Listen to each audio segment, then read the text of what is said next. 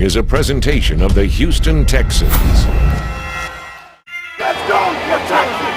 Have some pride! 1, 2, 3, turn it up! Turn it up to a whole nother level! They ain't never seen before! Let's go! This week, your Houston Texans travel to Dallas to take on the Cowboys. Can the Texans prevail over their in-state rivals? Find out during the preseason finale right now.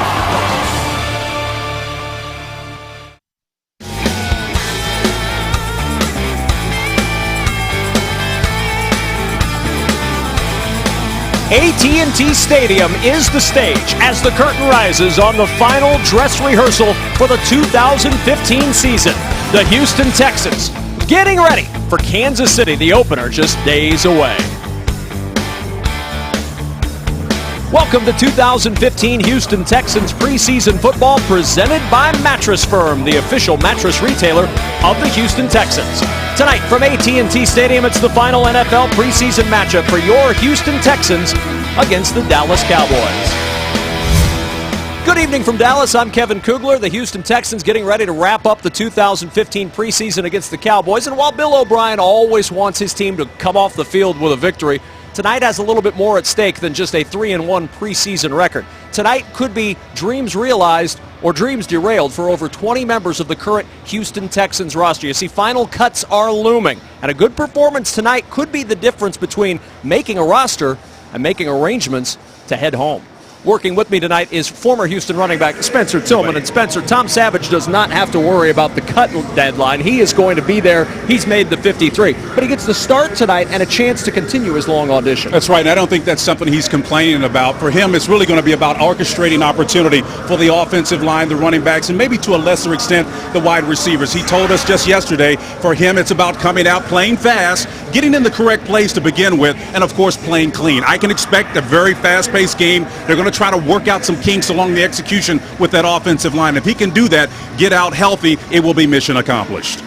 There are some starting spots still up for grabs, at least one in the secondary. We'll keep our eye on safety tonight. Yeah, Andre Howell is one of those guys. Listen, the move over from corner to safety was done for one express purpose. That's because he has athleticism. You've got to be able to run and cover in the National Football League. He can do that at 5'10", 188 pounds. Meantime, Eddie Pleasant, same height, 5'10", but he brings 22 extra pounds to the table. He's more physical. The coaches will be looking to sort out who does which one better today. You don't think this means something? You better believe it does. Well, you may be sitting there wondering, why exactly am I watching the fourth preseason game? Good news, Drew Doherty has the answers to your questions. What to watch for and why you should be watching. He will join us from Dallas when we return.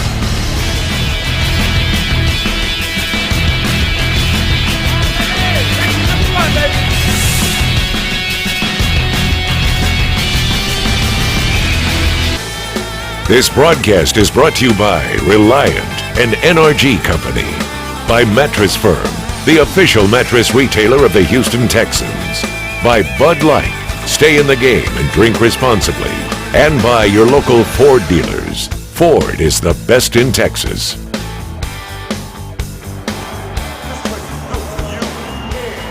Tonight's broadcast is brought to you in HD by Xfinity.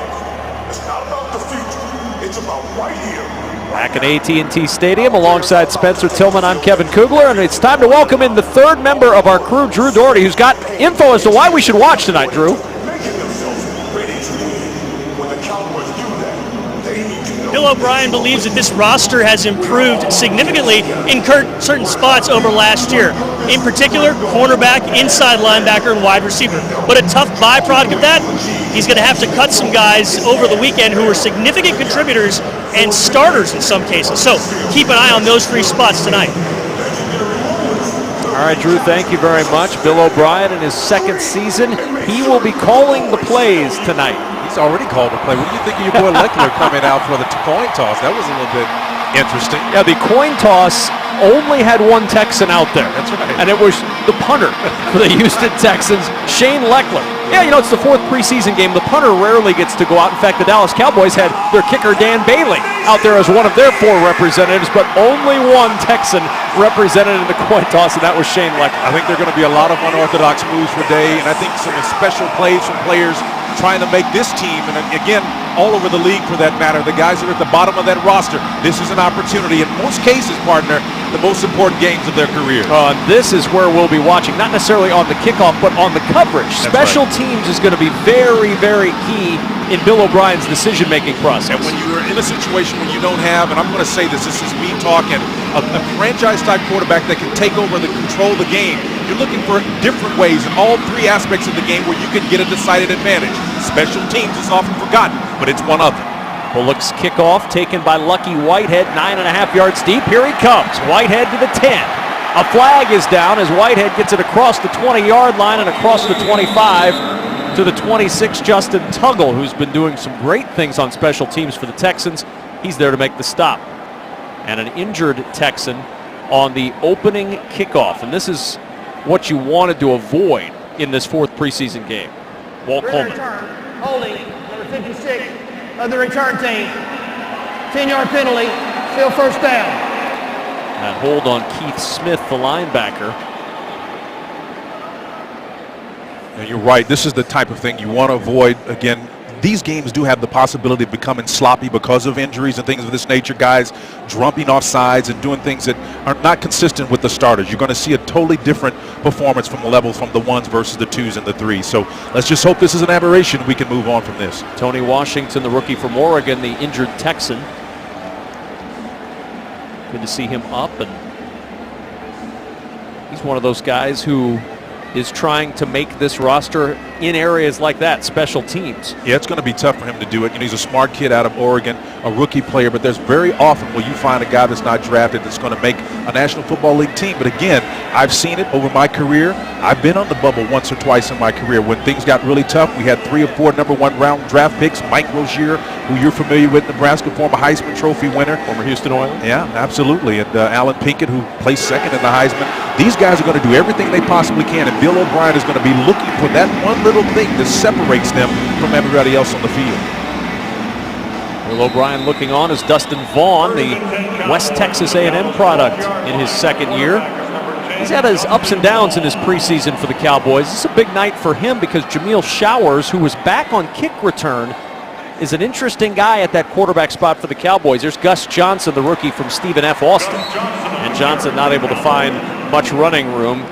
Tavita Finau over there to help make the stop. Tonight's starting lineups brought to you by Houston Methodist, and there are not going to be a lot of names on either side that you recognize as household names for the Cowboys or for the Texans. This is just one of those games in which you try to fill out the back end of that roster, see if you can find somebody who can make a play and maybe make a name for themselves. On 2nd down, play action for Vaughn. Vaughn throwing on the run, short, intended for Lucky Whitehead.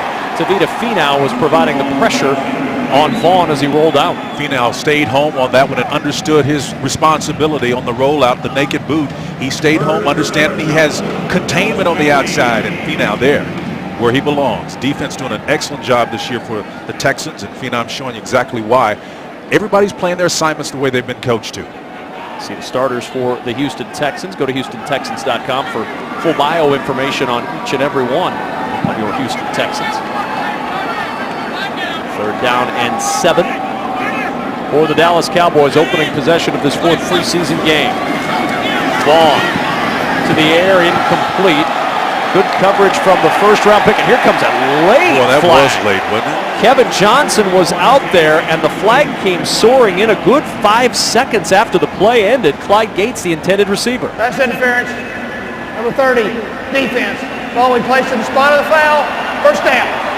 You know, as a rookie player, Kevin had one penalty earlier in the year where he got a little bit handsy, and again in the college ranks it's a little bit difficult but different in that regard. You can touch him downfield, but not in the National Football League. You got to let him run and play.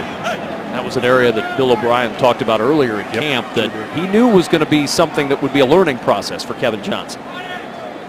So the 1st down and the carry for Johnson. Gus Johnson across the 30 near the 33-yard line before Max Bullock can make the stop. An 8-yard gain on the play for Gus Johnson. Yeah, Gus is in a group of running backs that are not dissimilar than the Houston Texans. You got Darren McFadden back there, Lance Dunbar, Joseph Randall.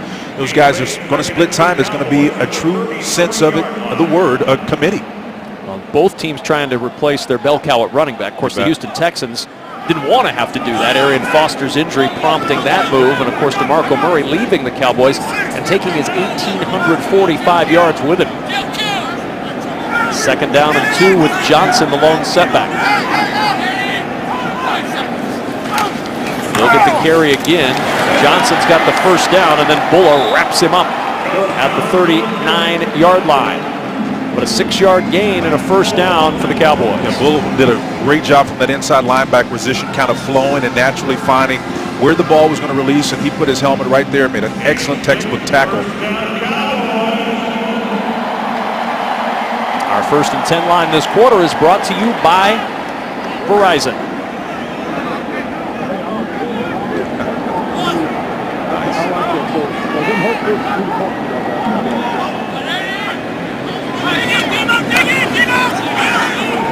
Vaughn on the roll once more. They're moving the pocket early with Vaughn, and he strikes to Lucky Whitehead. Andre Howell with the stop, but another first down for the Cowboys. Give Vaughn credit on that. When he rolled out, he saw the underneath route that was there. He decided to go over the top of that on the rollout. He's going to look to make it the play action. Doesn't see the first level, so he goes over the top and finds it gets double coverage. That's just a nice job by Vaughn, navigating excellent coverage by the Texans. No question Dustin Vaughn could throw the football. His senior season, 5,401 yards passing at West Texas A&M. That's 1 year. That's not his career. Yep. Here's Johnson. Trying to find running room. None there. Justin Tuggle closing the door quickly on Gus Johnson. Fine play from a guy who's really come on in the second half of this preseason. Brian talked about him playing assignment football. You can see him find his position and settle in there. Everyone playing with integrity like a glove. Each one reads one. No gap is left void. And as a result of that integrity with respect to performance, those guys did a fine job on that play. 2nd down and 10. Just underway here in Dallas, opening possession of the night for the Cowboys.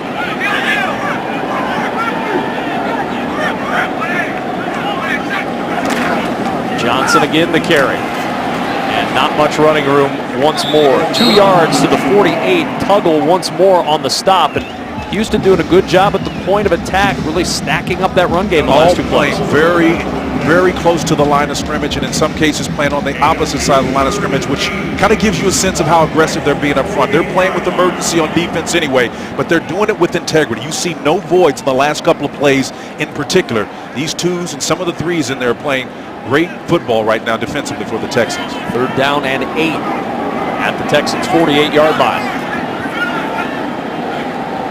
A.J. Jenkins, the wide receiver, to the top of your screen. He's the motion man. Vaughn under some late heat over the middle finds Jenkins leaning for that first down, and he's going to be close. Darrell Morris on the tackle, and it looks like he's stacked up about a yard short. Yeah, Morris was stacked up, and I think the pressure made it happen. You can see again from the offside, the pressure comes and forces it. Texans with integrity in their front side coverage, but the pressure on the back end is really what forced them into this situation. Solid job of pressure coming late. 2 unaccounted for by the Cowboys. Cowboys got some help from that penalty, but they were unable to get it done. Time to punt it away.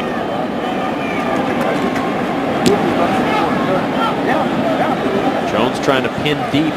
Mumphrey at the 5-yard line with the fair catch.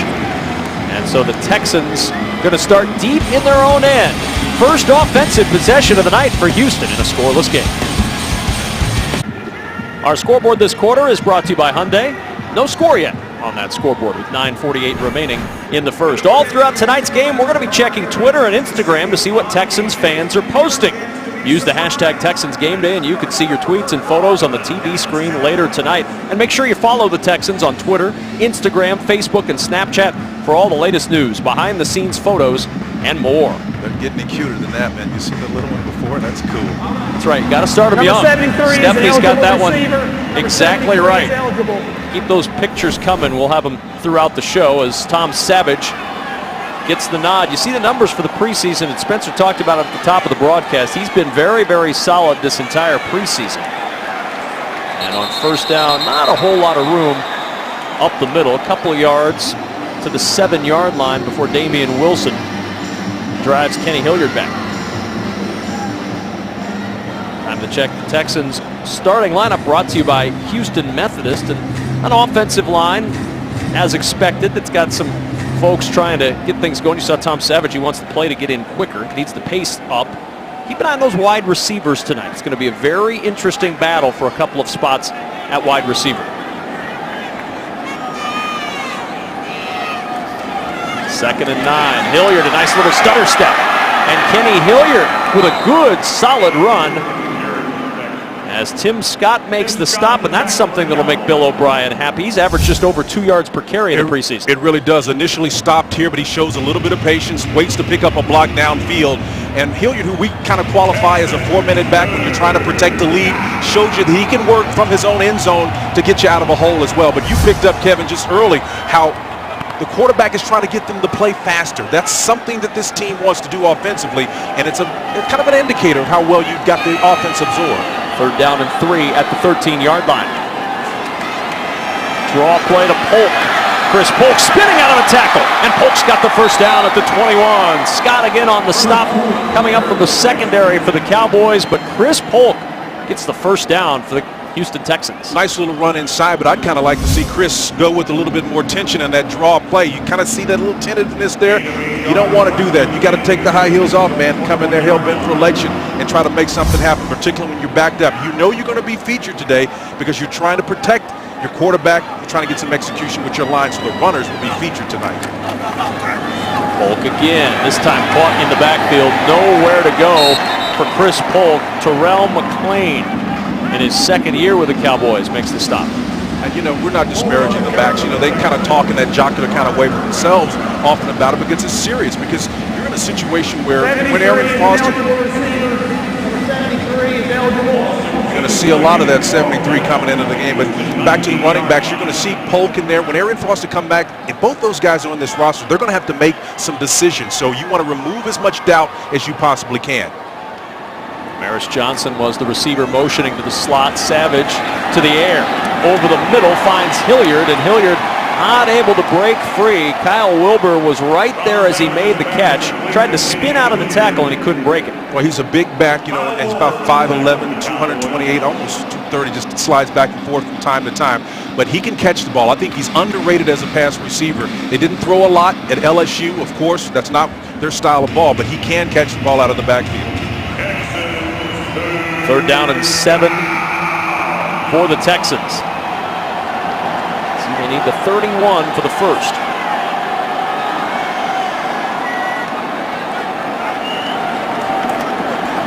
Savage under heat, trying to set up the screen, and he couldn't get it to Hilliard.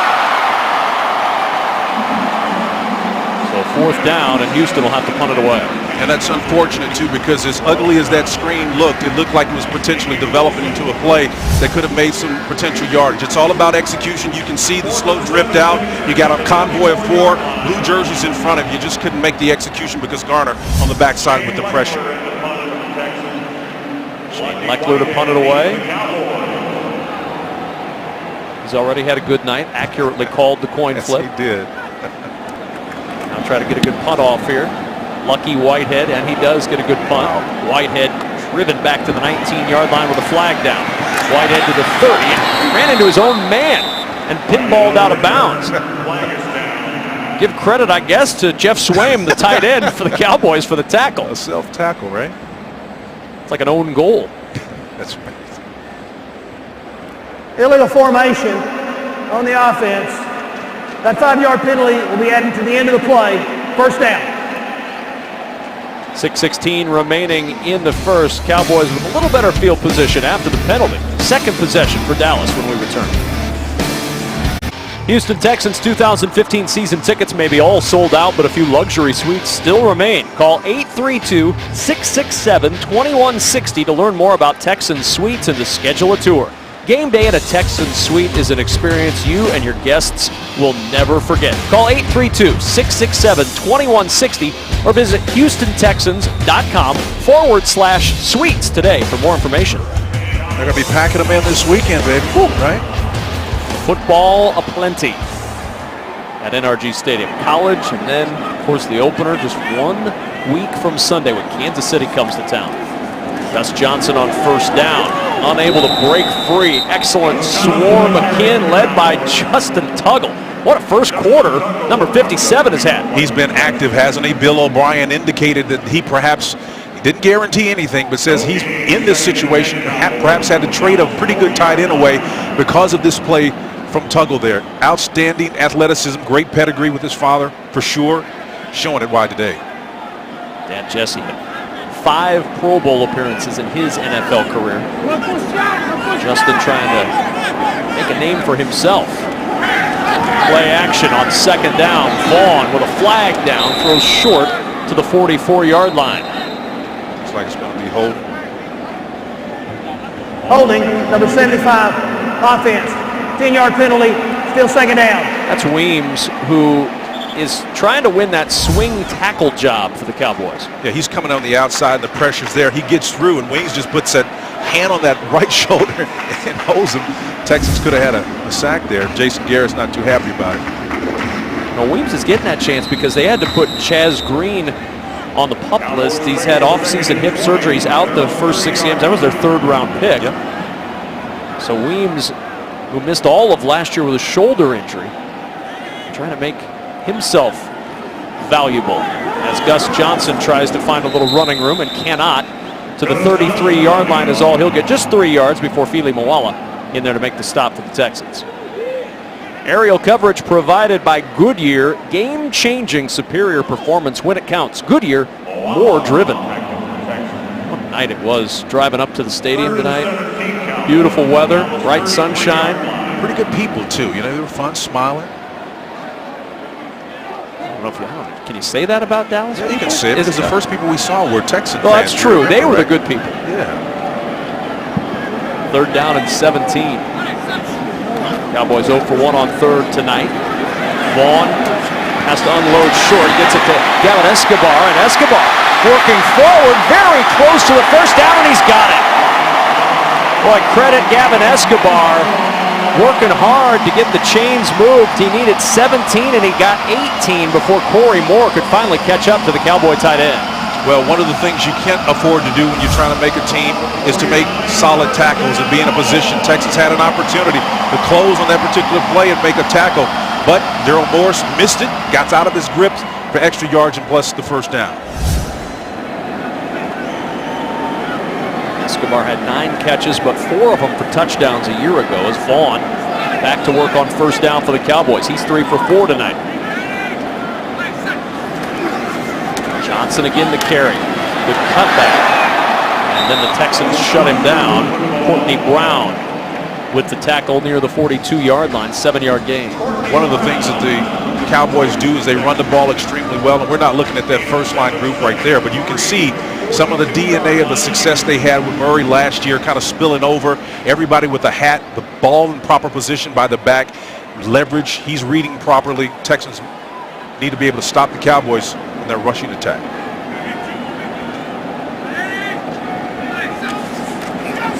Johnson again. Penetration ruined that running play. Courtney Brown got into the backfield and Johnson had nowhere to go. Flag is down at the 49-yard line.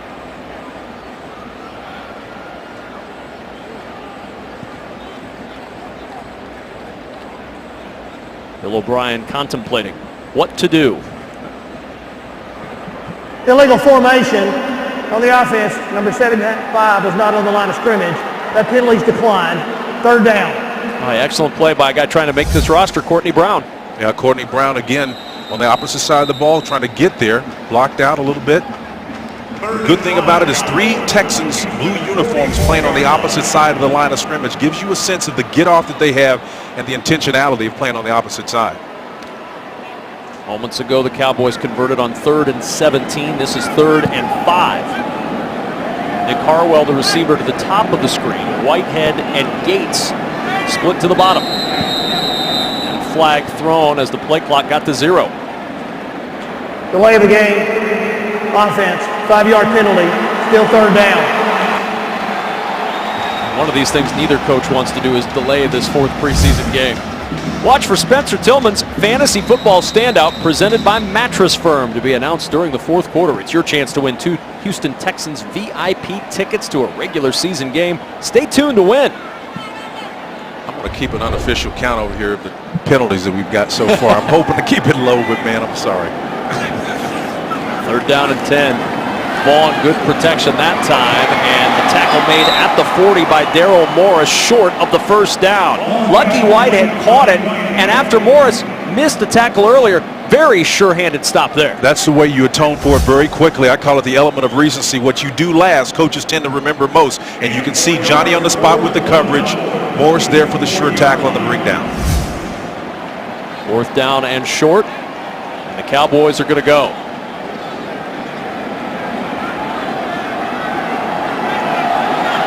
4th and 1. Johnson, the single back. Johnson will get the carry, and Johnson's wrapped up in the backfield. Christian Covington denies the Dallas Cowboys on 4th down. The rookie out of Rice showing you why the coaches are so in love with him. He's got a high motor. He's aggressive, partner. He showed you why. He's likely to make this team. Excellent penetration. And the finish for Covington. Texans back on the other side on offense. Many of you have noticed the gold 50s on the field. That's to commemorate Super Bowl 50. You'll, of course, see that and more at NRG Stadium this season when you get there for the opener next week. Some of the other highlights include enhanced cell phone connectivity throughout NRG Stadium, new walkthrough magnetometers. That's going to help speed things up to get into the stadium, designated parking captains in each lot, mobile charging stations, and now maybe the second most important thing to the Texans winning, new food options. Fuddruckers hamburgers, nice. Hay Merchant, Berry Hill Baja Grill, Menchie's frozen yogurt. You want food, you want charging, you want to make phone calls and send texts and tweets and all that stuff. It's going to be your place to be. NRG Stadium starting next Sunday. Well, you're making me hungry, man. Savage on 1st down, throws it short and across the 45-yard line down near the 47 with a gain of 5 is Keyshawn Martin. A big night for that young man, Keyshawn Martin. Yeah, former Michigan State wide receiver, was a draft pick early for these Texans. In a bit of a quandary now because they're so deep at the wide receiver position. He had a good game last week and then perhaps a better game the week before, but he's got to step it up to differentiate himself from the competition. 2nd down and 5 at the 47-yard line. Chris Polk across midfield to the Cowboy 49. Terrell McClain on the tackle, 1 yard short of a Texans 1st down. You know, Chris Polk, when you watch him run, he doesn't really look necessarily sexy, but he averaged 4.7 yards a carry when, relatively limited duty, 57 carries with Philadelphia. When they brought him in as a backstop for Arian Foster, I didn't think they were anticipating having to rely on him very much, but he's now in a position where he's got a center stage opportunity to demonstrate he belongs. And on 3rd down and short, Polk trying to get that 1st down yardage, and he just got it.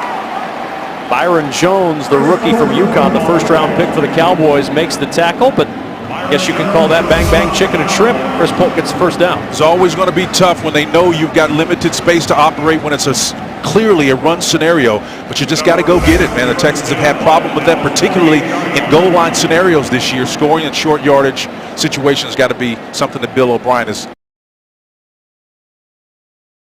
The place tonight is not going to call another one in this 1st quarter. Yeah. I kind of like how the way they attacked this season in this particular game, dividing some of the responsibility up, half the staff looking at Kansas City and moving forward with this game. Now the Texans and the Cowboys were scoreless through 1 quarter in Dallas. The 2nd quarter, Texans on the move when we resume in a moment. No score as we start the 2nd quarter alongside Spencer Tillman with Drew Doherty on the field. I'm Kevin Kugler. A lot of positions to watch tonight. One of the questions Bill O'Brien has to answer, do I keep 5 or do I keep 6 wide receivers? And these are some of the guys battling for those spots. Yeah, the one guy you just saw a minute ago, Keyshawn Martin, 4th-year player out of Michigan State, is the guy that has a chance to make this team, but it's going to be rare. It's going to be difficult for him to do it because they're so deep. Hilliard out of the backfield, and he can't elude LeVar Edwards. And back to those wide receivers that we were talking about. There's, DeAndre Hopkins and Nate Washington and Cecil Shorts. They're not on this list because they're safe. But what about the rest? Keith Humphreys is one of those guys that looks really compelling as well. From the time ATOs began, he was the guy that everybody's eyes were trained on. They were pleasantly surprised at him. Easy watching. He's been around for a while. Everybody knows about his speed. He certainly is a vertical threat. But again, Damaris Johnson is a guy that may not be here, but he's contributed to this team the last couple of years. On second down, Hilliard in all kinds of trouble in the backfield, and he'll be buried for a loss of the 48. LeVar Edwards on the tackle on a flag down.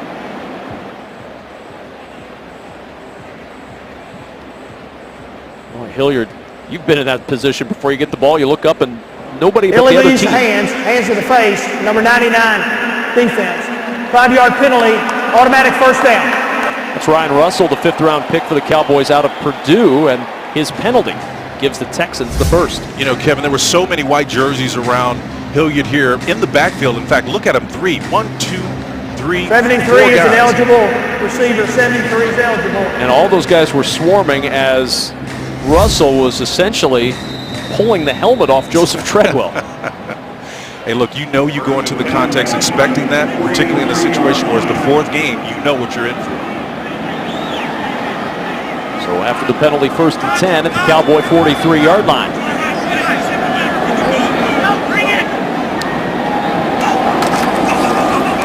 Hilliard trying that right side.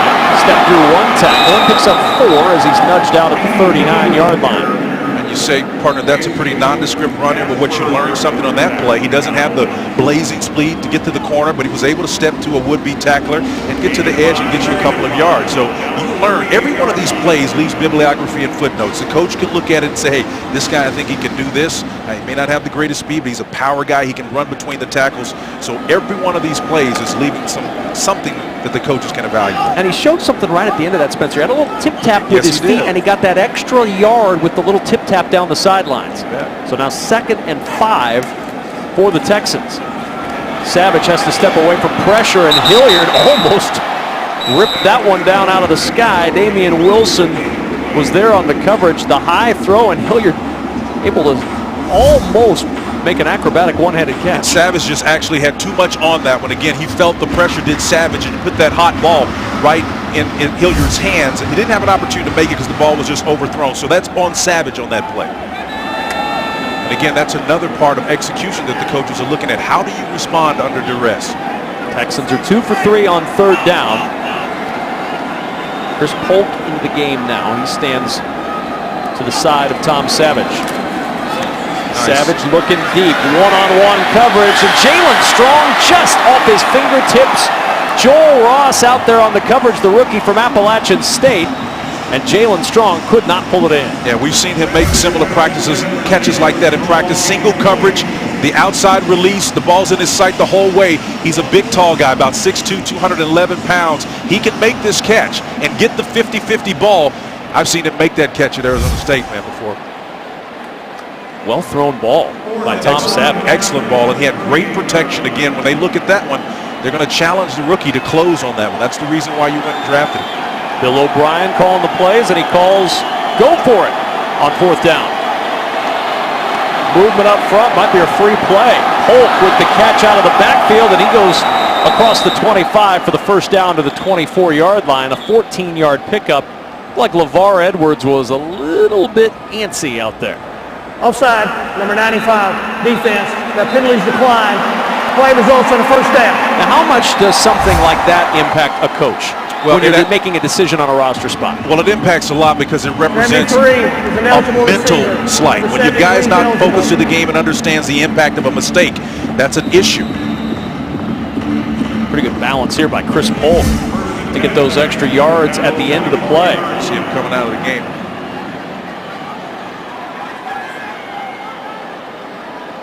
First down, Texans driving at the Cowboy 24-yard line. Hilliard on the delay, and Hilliard tripped up in the backfield by Jasper Brinkley. Let's check in downstairs with Drew Doherty. A little more on Tom Savage. Yeah, guys, Bill O'Brien has told us a few times this offseason that Tom Savage is first in the building at 5:45 a.m. He wakes up an hour earlier, and it's all part of his new routine that he's been talked about or told about from some veterans. That 4:45 routine, been good. You see the improvement. The only person that doesn't like it, though, is his wife. A little early for her. Yeah, there's no broadcaster that, unless he's doing a morning show, is following that routine. So Tom Savage can have all of that. Over the middle. And trying to get down inside that 20-yard line is Hilliard. Corey White with the tackle near the 19. Well, that early morning regimen certainly has played well for Savage. He's got a 98.7, I believe, passer rating. That's highest among all three quarterbacks here on this Texans roster. So paid dividends for him. Again, granted, it's against the 2s and 3s in most cases, but 323 yards passing tops either Hoyer or Mallett. This trip to the red zone brought to you by Houston Community College. 3rd down and 4 for the Texans. Savage, good protection. He's got the first down to the 10-yard line.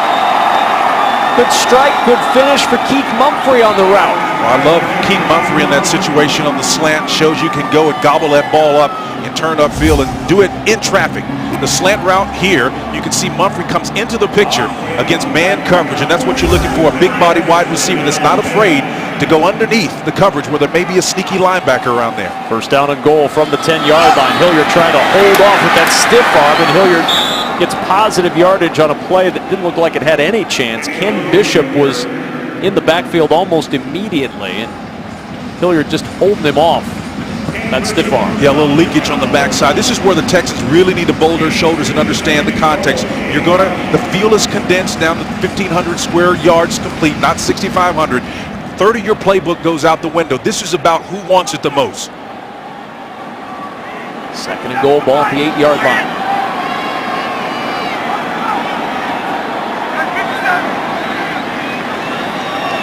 Texans trying to finish it off and take the lead. Savage under some heat on the run.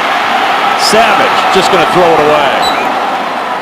Bought as much time as he could, Spencer, but nobody could get open. And again, that's part of what happens when your options get limited when you get down here. The defense doesn't have to worry about defending the deep pass, so they can bring the defenders up closer. Again, they're just rushing 3, actually 4 on that play. The linebacker does come late, so you got 4 down linemen. That means you've got 7 guys on the back end that are all in coverage, and Bill O'Brien's trying to find a way. He says, guys, we've got to find a way to score down here. We've seen this at times in the preseason. Struggles inside the 10-yard line. Saw it against the Niners early in the preseason. On 3rd and goal at the 8-yard line. Savage over the middle. Worthy with the catch, but Chandler Worthy dropped at the 4 by Jasper Brinkley. And now 4th down and goal from the 4-yard line. And got to imagine that Bill O'Brien's going to go for it again here. Well, he's done it a couple of times. Has Bill O'Brien on 4th and short. Did it one of the games to open up the season. Did it again last week. He's got a 3rd opportunity to do it and a possibility to convert. That's the only way you play the preseason. You challenge your team. If you know you have a weakness, find a way to get it corrected real time in the game. 4th down and goal. Strong, the receiver to the top of the screen. Worthy, Martin, and Mumphrey to the bottom of the screen. On 4th and goal, Savage steps away. Got some running room. Savage trying to elude the rush, and he's dropped. And the Cowboys turn the Texans away inside the 5. Terrell McClain finishing off Tom Savage. More real estate hard to come by here for the Texans all preseason long, partner. And Bill O'Brien has said, stay back out there.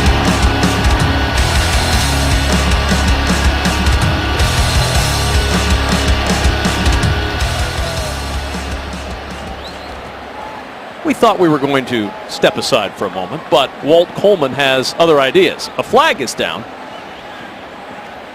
and Walt would like to spend a little more time with you tonight. So here we go. I think Bill O'Brien had a beat on. There's no foul on the play for defensive holding. First down, Dallas.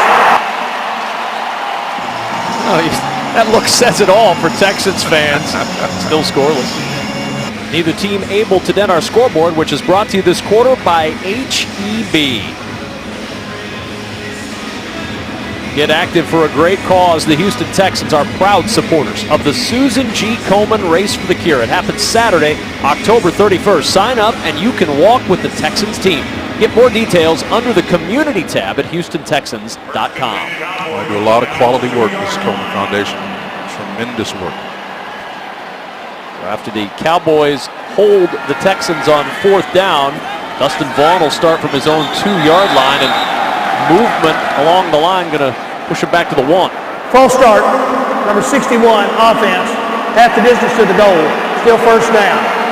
Former Boston College Eagle John Wetzel. Yeah, Wetzel got a little bit antsy there again. Every one of these plays, you're telling the coach about your preparation, your focus, ability to hold your water, and Jason Garrett, who I've known for a long time, he's a sharp guy, Ivy League guy. He doesn't like that. Ben Molina, the running back. And Molina gets the carry and not a lot of running room.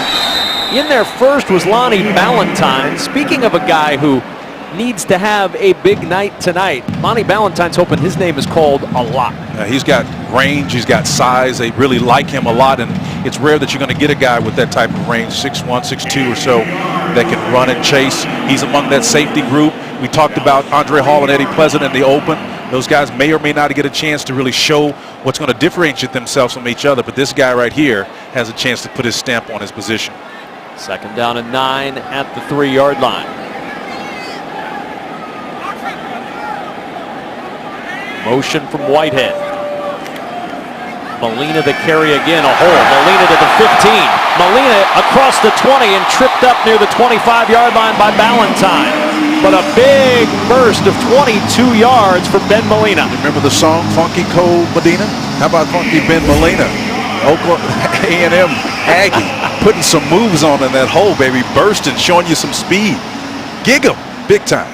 If you had Tone Loke in the What Will Spencer Tillman Say on the Texans broadcast pool tonight, congratulations. Man, you're sneaky good. They don't know the half of it. You are sneaky good. Molina right off that first down run.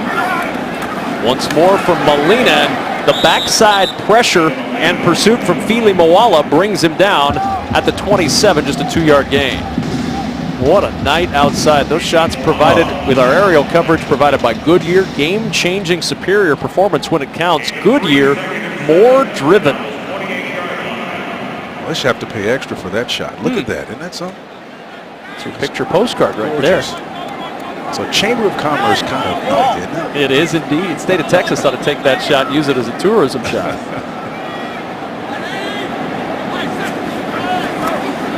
Play action, Vaughn under pressure, and Vaughn is sacked. Flags are down. Moala was the first guy to get there. Tuggle there to finish him off, but that pressure forcing Vaughn into the pocket. And that hold is going to be the call. You see Walt Coleman. Holding, number 67, offense. That penalty's declined. 3rd down. More pressure being dialed up from either side. And again, you can see both guards had pressure around them to the outside edge. The Texans everywhere on that play. No solution for Vaughn. No open person because of the pressure. Excellent job for the Texans. How about Fili Moala? You got Lawrence Gibson holding you, and you still fight through the hold and get to the quarterback. That's what you're looking for, that extra effort. Anybody can swap 1 for 1 and say, well, I got held on the play. But in spite of it, if you can still make a play, those are the kind of difference makers that coaches look for. Cowboys 1 for 3 on 3rd, and it's dropped by Nick Harwell. And Harwell had that one right in his hands, and that's for the world to see right there when you drop those, baby. That'll get you an apple on a roadmap real quick.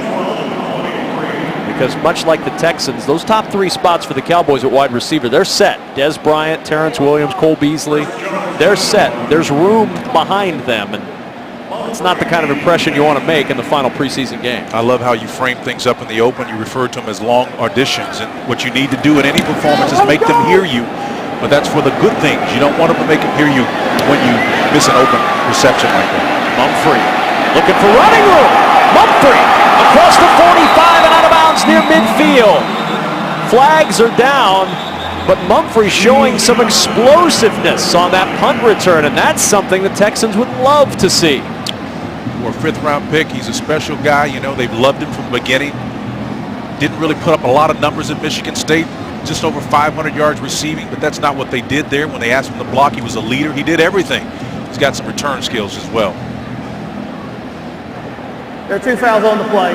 Holding, number 38 of the return team. That penalty's declined. Holding, number 57 of the return team. That will be accepted 10 yards to the end of the kick. 1st down. Penalty will push the Texans back just a bit. Doesn't take away from what we saw out of Keith Mumphrey on that return. It's on tape. A portion of this broadcast is brought to you by Whataburger, proud to serve it hot and fresh 24 hours a day. By First Community Credit Union. First Community Credit Union invites you to step up your game at TexansChecking.com. And by Houston Methodist, leading medicine. No score, second quarter, 6:42 remaining. A switch to the Houston Texans. Let me like that guy. Nice hair. J.J. Watt has not had to break a sweat during this preseason. Something tells me he'll be ready to go when the lights come on for real next Sunday. On first down after the penalty, deep in their own end from the 10-yard line. Savage under pressure. Flag is down as Savage is dropped at the 9. Terrell McClain, whose name has been called a lot tonight for Dallas, with the sack. Texans got to be taking care to not hold down here in these situations to back you up and create even more second and long scenarios where you know what you're going to do. You're going to telegraph another pass.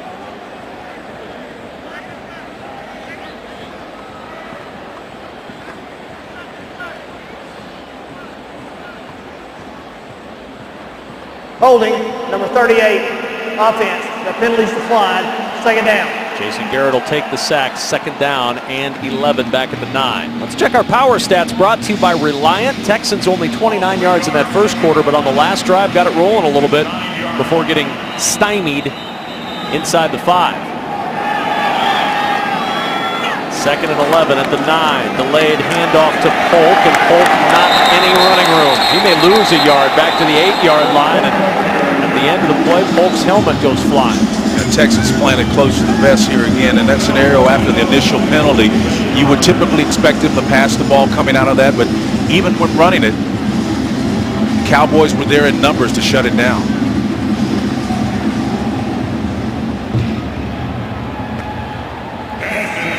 Three for 6 on third down are the Texans, but this is third and long.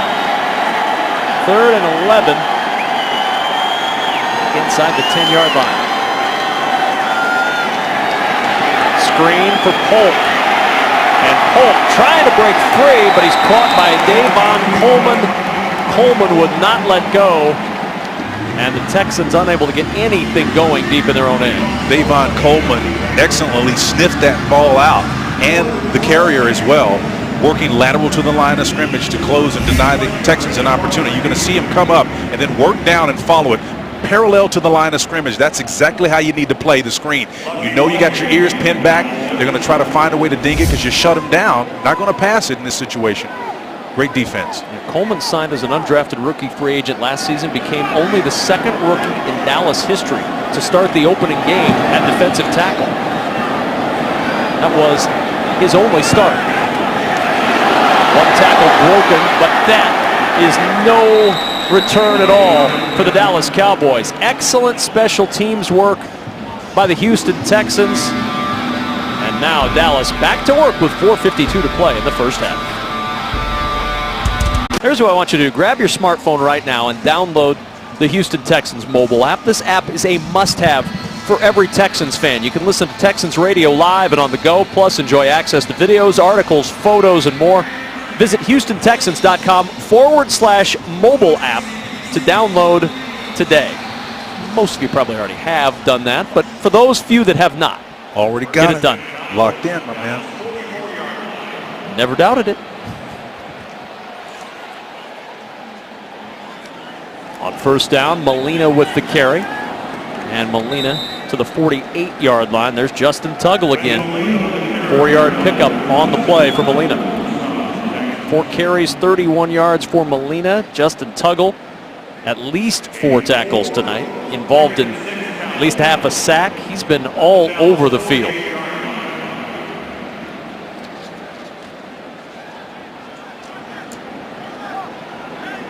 Officially 6 tackles for Tuggle, and that half a sack.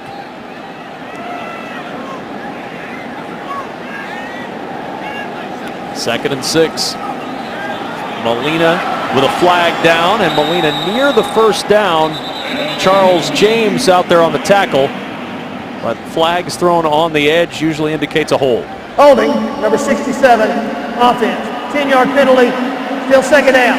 Second hold in this first half for Lawrence Gibson. Yeah, Gibson really got hooked and reached on that end outside. You can see Tuggle in close toe to make the tackle, but here's where the hold took place on the outside there. They caught him. You know, that's usually the last place you want to hold somebody on the edge where there is no obstruction and there's a clear line of sight by the officials to see the infraction. Dan Pettinato was on the receiving end of that hold. Sixth penalty against Dallas for 31 yards. Second and 16 back at the 38-yard line.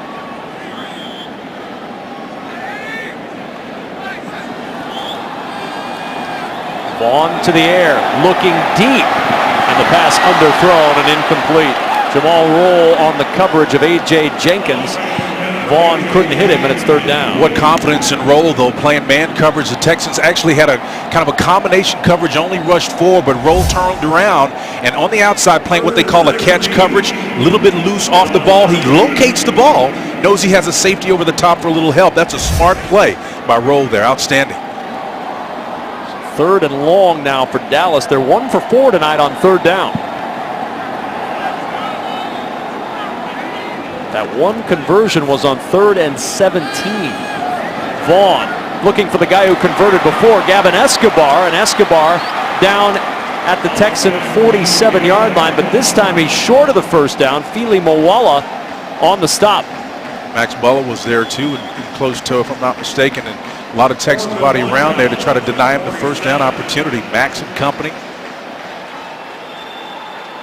Nice stop. And now the Cowboys will go on fourth down.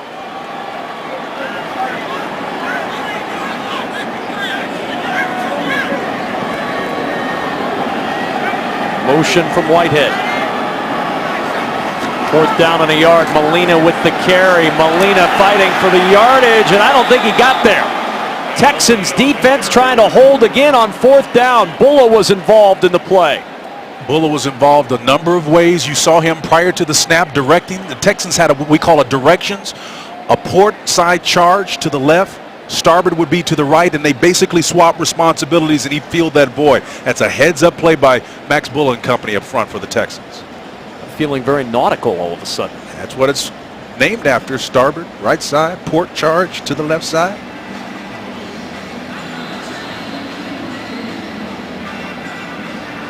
And the measurement shows that the Texans defense came through again. And the Houston Texans turn the Cowboys away on fourth down. Nowhere to run for Molina as he's stacked up. Texans offense back on the field. Watch for Spencer Tillman's fantasy football standout presented by Mattress Firm to be announced during the fourth quarter. Maybe it's him. It's your chance to win 2 Houston Texans VIP tickets to a regular season game. Stay tuned to win. Am I on television? Is that me? Right there. It's a good-looking kid. Yep, that kid loves football. Or if he doesn't now, he will soon. He's laughing. Oh, that's great. So after another good defensive stop, Texans offense back to work with 2:54 remaining in the first half. From the 47-yard line, Hilliard the carry. Hilliard gets back to the line of scrimmage, and that's all. Ken Bishop holding him up there. Yeah, if Kenny Hilliard will have had a little bit more speed, he probably could have pressed that stretch play out a little bit more. They're going to leave him in, but I'm telling you, back knows when he's going to get as much yard as he possibly can. But if he has an option, you've got an end blocker engaged, you go ahead and take it to the limit and try to stretch that edge a little bit more. I think he probably has seen so much of that stifling defense from the Cowboys, he's just going to take what he can get. A little bit more experience, he'll stretch that edge a little bit more. 7 carries, 14 yards for Hilliard. He'll play fullback as Polk takes over at running back, and Polk struggling out to the 49, a 2-yard gain. Again, Ken Bishop on the tackle for the Cowboys. Well, none of this is a surprise that we're talking about. Timeout, Dallas. So Dallas will use a timeout here with 2:10 remaining. Yeah, all of this running the football is not a surprise. It's something we sat down and talked to Bill O'Brien about. Guys are trying to make the team at running back. Jason Garrett trying to put his team in a situation in this 4th preseason game, using his first time out. Texans fans getting ready to cheer for something. They'd love to see somebody scratch the scoreboard, but specifically the Houston Texans. And there's plenty of Texans fans in the building tonight here at AT&T Stadium. That's just the passion coming out again, as we noted earlier. The first fans we saw here at Arlington were Texans fans, had J.J. Watt jerseys on before we saw a Cowboy blue uniform. 3rd down and 8 for Savage and the Texans. Good protection for Savage. Throws it short to Polk. Polk stacked up right at the marker at the 44-yard line by Jasper Brinkley. And Chris Polk and the Texans do get the first down. 2-minute warning in Dallas in a scoreless first half. That is the 2-minute warning. AT&T Stadium. Night has fallen here in Dallas. Texans and Cowboys still scoreless as we get ready to go back to work from the 2-minute warning here. Alongside Spencer Tillman, Drew Doherty on the field. I'm Kevin Kugler. Wrapping up the preseason tonight. Next time the Texans are on the field, it will be for real. And you'll see Vince Wilfork. You'll see J.J. Watt. You'll see all of those guys that Bill O'Brien's going to designate as his starters. You'll see quarterback Brian Hoyer making his first official Texans start. Looking forward to seeing what this Texan squad looks like in year number 2. We've gotten glimpses. It'll be very interesting to see how what we've seen in the preseason plays out into the regular season. First down and 10 at the Cowboy 44-yard line. Martin with a block, and Keyshawn Martin inside the 40 to the 39. He picks up 5. Keith Smith on the tackle. When he first arrived on the scene, this is one of the things that Keyshawn Martin did on this bubble screen, getting the ball wide to him out in space so he can make a play. Coach is clearly trying to give him an opportunity, a stage, a platform to make a play, and perhaps an outside chance to make this team. If not here, someplace else. Tom Savage now 10 for 14 for 53 yards. 2nd and 5 at the 39. Again, that screen to Martin, dancing through 2 tacklers, lost the football. At the 39-yard line, had it ripped out of his hands. Keith Smith pried it loose, but Martin got back on top of it. And you really hate to see that, because you know what the context is. We just painted the picture. He's trying to make a play, but watch and see if he loses ball security. Not just the first effort. When the ball comes down again, when you're trying to make a play, extra effort, the guy you just passed comes back and gets that hand in there and pulls it out. Got to be cognizant of who's around you all the time.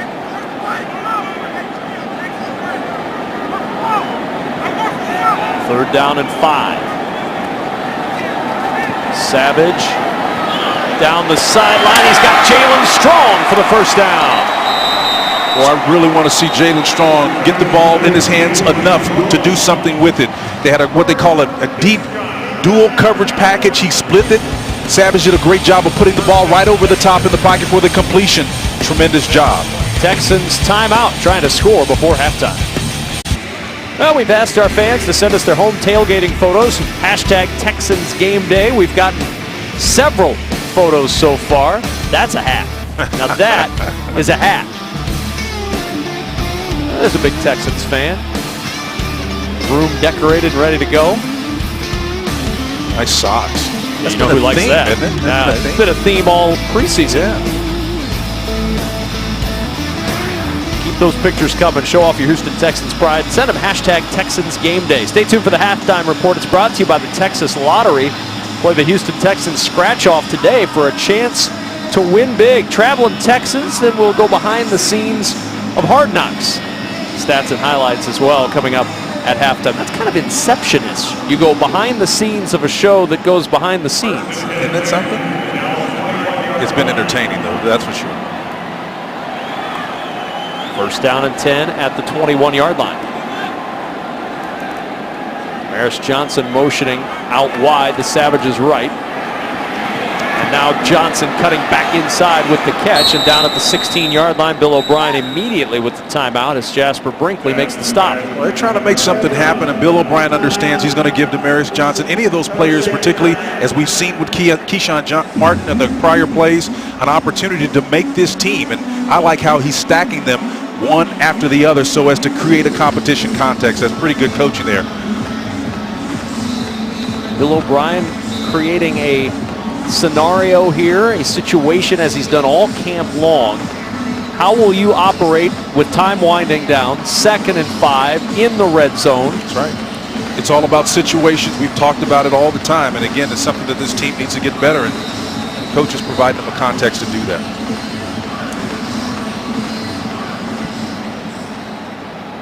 Our 1st and 10 line this quarter is brought to you by Mattress Firm. 2nd down and 5 at the 16-yard line.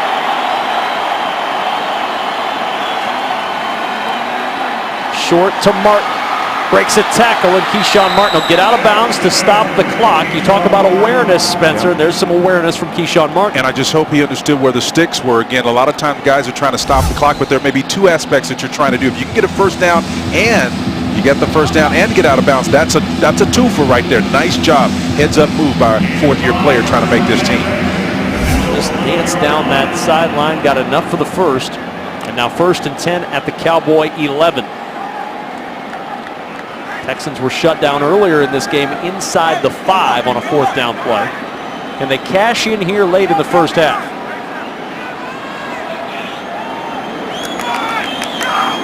Savage wanted the ball, and there's a delay of game. You can hear him clapping too. He wanted it. And again, that's where that's going to be on the quarterback. He's got to be aware and understand, and the center's got to hear him too, but he's clapping, saying, come on. Passion there, man. Greg Mance is center right now. So now 1st and 15 at the 16-yard line. Pressure up the middle. Savage releases to Polk. Polk will walk in for 6.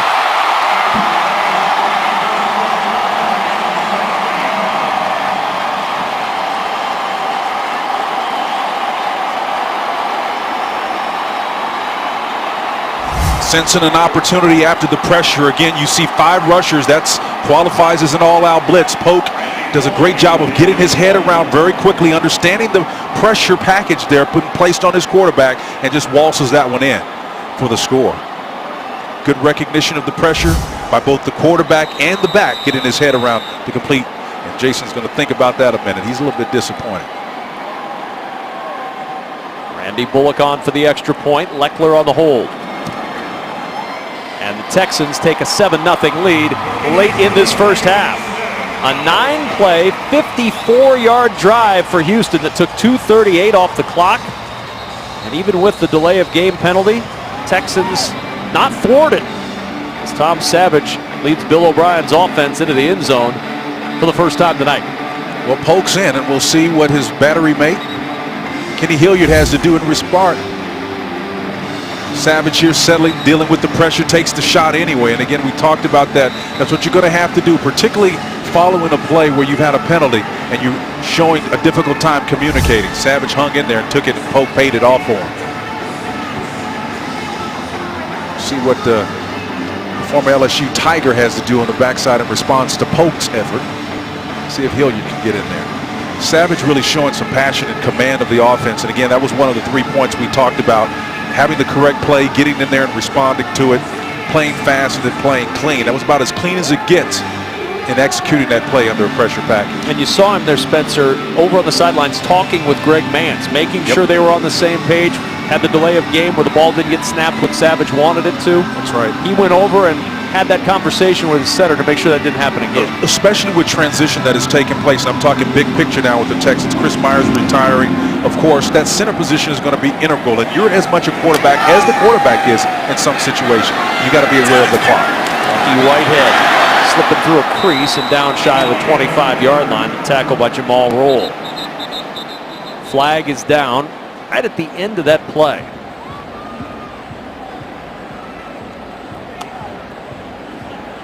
During the return, holding, number 87, return team. 10-yard penalty, first down. 7th-round draft pick Jeff Swaim called for the hold. Scoring drive, 9 plays, 54 yards. The Polk touchdown, capping for the Houston Texans. A very efficient series there, and I think the thing that's exciting about it, you hear Bill O'Brien talk about engagement levels of his players. Everyone has an opportunity to be engaged, including the center. You're going to touch the ball on every play just like the quarterback will. We saw how Polk got his head around understanding the pressure that was there. High engagement levels increases the execution of teams down here in the red area. After that penalty, the Cowboys not going to take any more than they need to. They take the knee, and halftime is here. A little bit ragged, as you might imagine, in a fourth preseason game. 11 total penalties between the two teams in the first half. But at the very end of the half, Tom Savage leads the Texans offense down the field, punches it into the end zone, and Houston will take a 7-0 lead into the locker room. So some good things for sure for Bill O'Brien to talk about with his team, and a lot to look at for Bill O'Brien and general manager Rick Smith, who we'll hear from in the second half. A lot of players in those key positions. We saw Chris Polk and Hilliard battling it out, Keyshawn Martin, and at the wide receiver spot trying to retain a position on this team. Hot and heavy at those critical positions. Also some battles in the second half we'll unpack at linebacker. The Coach O'Brien interview is brought to you by BMW. Let's go to Drew Doherty on the sidelines. All right, you punch it in there at the end. What'd you like about that drive other than getting in the end zone? Well, I think Tom got into a rhythm there, and it was good to see that. We had to delay a game there at the end, which we never want to see that, but it was good to see those guys execute a 2-minute drive. We worked so much of that in practice, so it was a good way to end the half. Defensively, no points allowed. Is that going to make things tougher on you as far as the roster cuts coming up? Certainly. We have a lot of tough decisions to make. We've got a very competitive roster, and really, Drew, we got a lot of guys that have worked extremely hard and sacrificed a lot, but just like all other 31 teams, we got to get down to 53, so got to figure it out. All right, thanks a lot. Good luck in the second half. All right, Drew, thank you very much. Texans are going to have the football to start the second half. They take that 7-0 lead into the locker room here in Dallas. Critical that Texans are able to keep those drives going and keep this game moving along, and that offense staying on the field. Finally able to cash in moments ago, punching it into the end zone for 6. And if your quarterback can ever get a rhythm, that was Bill O'Brien's comments as he left the field at halftime. Those conversions on third down play a critical role in that momentum continuing. Oh, good special teams play by the Dallas Cowboys rookie Tim Scott, who got down as the gunner and blew up that potential return. The Texans starting deep in their own end. And those plays stand out on special teams. As a former special teams guy, you going down here and Mumphrey's got a chance to make a big play. He's searching for a spot on this team as well. But when the kickoff is moved up and the balls are not being returned nearly as much as they have historically, every chance you get to make a play on coverage units or as a return guy gets magnified, particularly in the fourth preseason game when it's all on the line. So the Texans starting at their own 9-yard line on first down.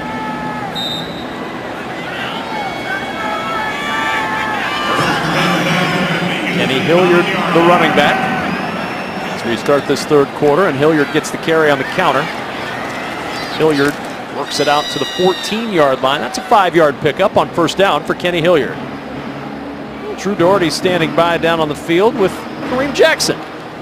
Yeah, no action tonight for you, Kareem, but how ready are you? How anxious are you to get back in a game against Kansas City a week from Sunday? Ready, extremely excited. Hopefully, we can come in and next week and, after all the cuts and stuff are done and, get off on the right start, get ready for September 13th, Kansas City Chiefs. So we're definitely excited about it. Is it hard to believe that you've been in the league now 5-6 years? Yeah, man, time definitely flies, when you're doing something you love and you're having fun and, you're coming in, you're working with a great group of guys, man, time flies and next thing you know, you look back and it's 6 years already. Hey, how stacked is this cornerback position group for you guys right now? We're pretty deep right now, we got some guys, some young guys, we got some older guys, Jonathan and myself, younger guys and, just drafting Kevin this year, we're pretty deep, man. We're a close group, and everybody can go out there and play. We have a lot of confidence in whoever we have out there on the field, so we're pretty deep as a DB group. Anybody you keep your eyes on in particular when you're on the sideline like this? I like to watch all the guys, man. All those guys are unique in their own, special way, so I like to watch all their games. They all can go, so, I'm excited to watch them tonight and, see them make some big plays. Good stuff, Kareem. Thanks for the time and good luck. All right, thank you. Another opportunity for Keyshawn Martin to make a big play. Ball was on his back shoulder. He reaches out, doesn't pull it in, but Savage trying to make an opportunity for him to make the play. You can see again, nice protection up front. That jump is great.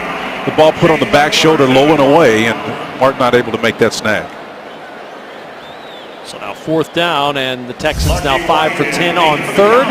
Shane Leckler will punt it away to Lucky Whitehead.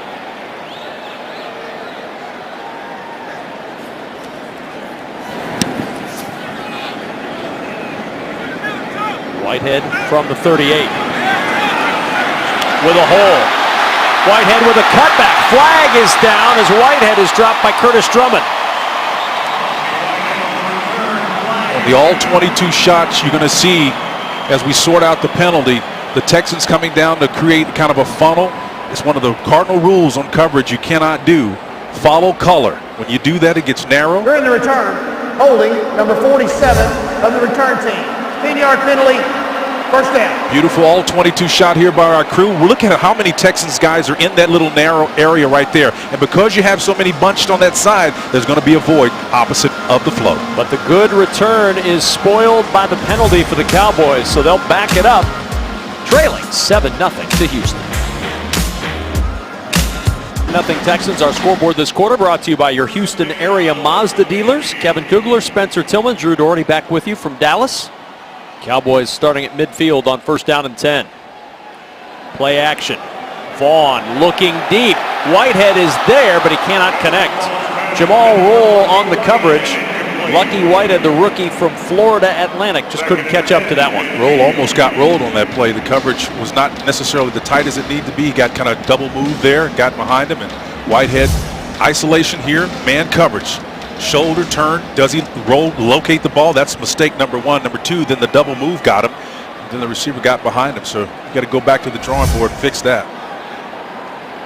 Vaughn 5 for 9, 59 yards tonight for the Cowboys. 2nd down. Johnson trying to find running room, not much there. Max Bullough the reason why, as Bullough was able to get over there and clean that up quickly. Max has been active tonight, and again, going back to clean up that last play. Look, if you're out on an island and you're a cornerback sitting out there and you've got one-on-one coverage, I don't care if it's a catch technique, which just basically means you're 4 or 5 yards off and running and bailing, or if you're pressed in his face trying to deny him an opportunity to get open, you have got to be aware of where the quarterback is and when he releases the ball. So turn around and locate the ball and try to make a play. Cowboys struggling tonight on 3rd down, 1 for 5 on 3rd, 3rd and 7 for Vaughn and Dallas. Nice deals. Under pressure, and he's sacked. It's Courtney Brown again. He's made a play in every preseason game, and Brown comes up one more time with a big play here in the 3rd. Kevin, that's like we like to play games and deals. Jason Garrett doesn't like it. Watch the game and the deal working right here. Come underneath upfield, and that's a textbook game and deals by the outside end guy, and of course the end that's standing up. A nice switch of responsibility. You get a natural rub that creates pressure on the quarterback. Brilliant by the Texans.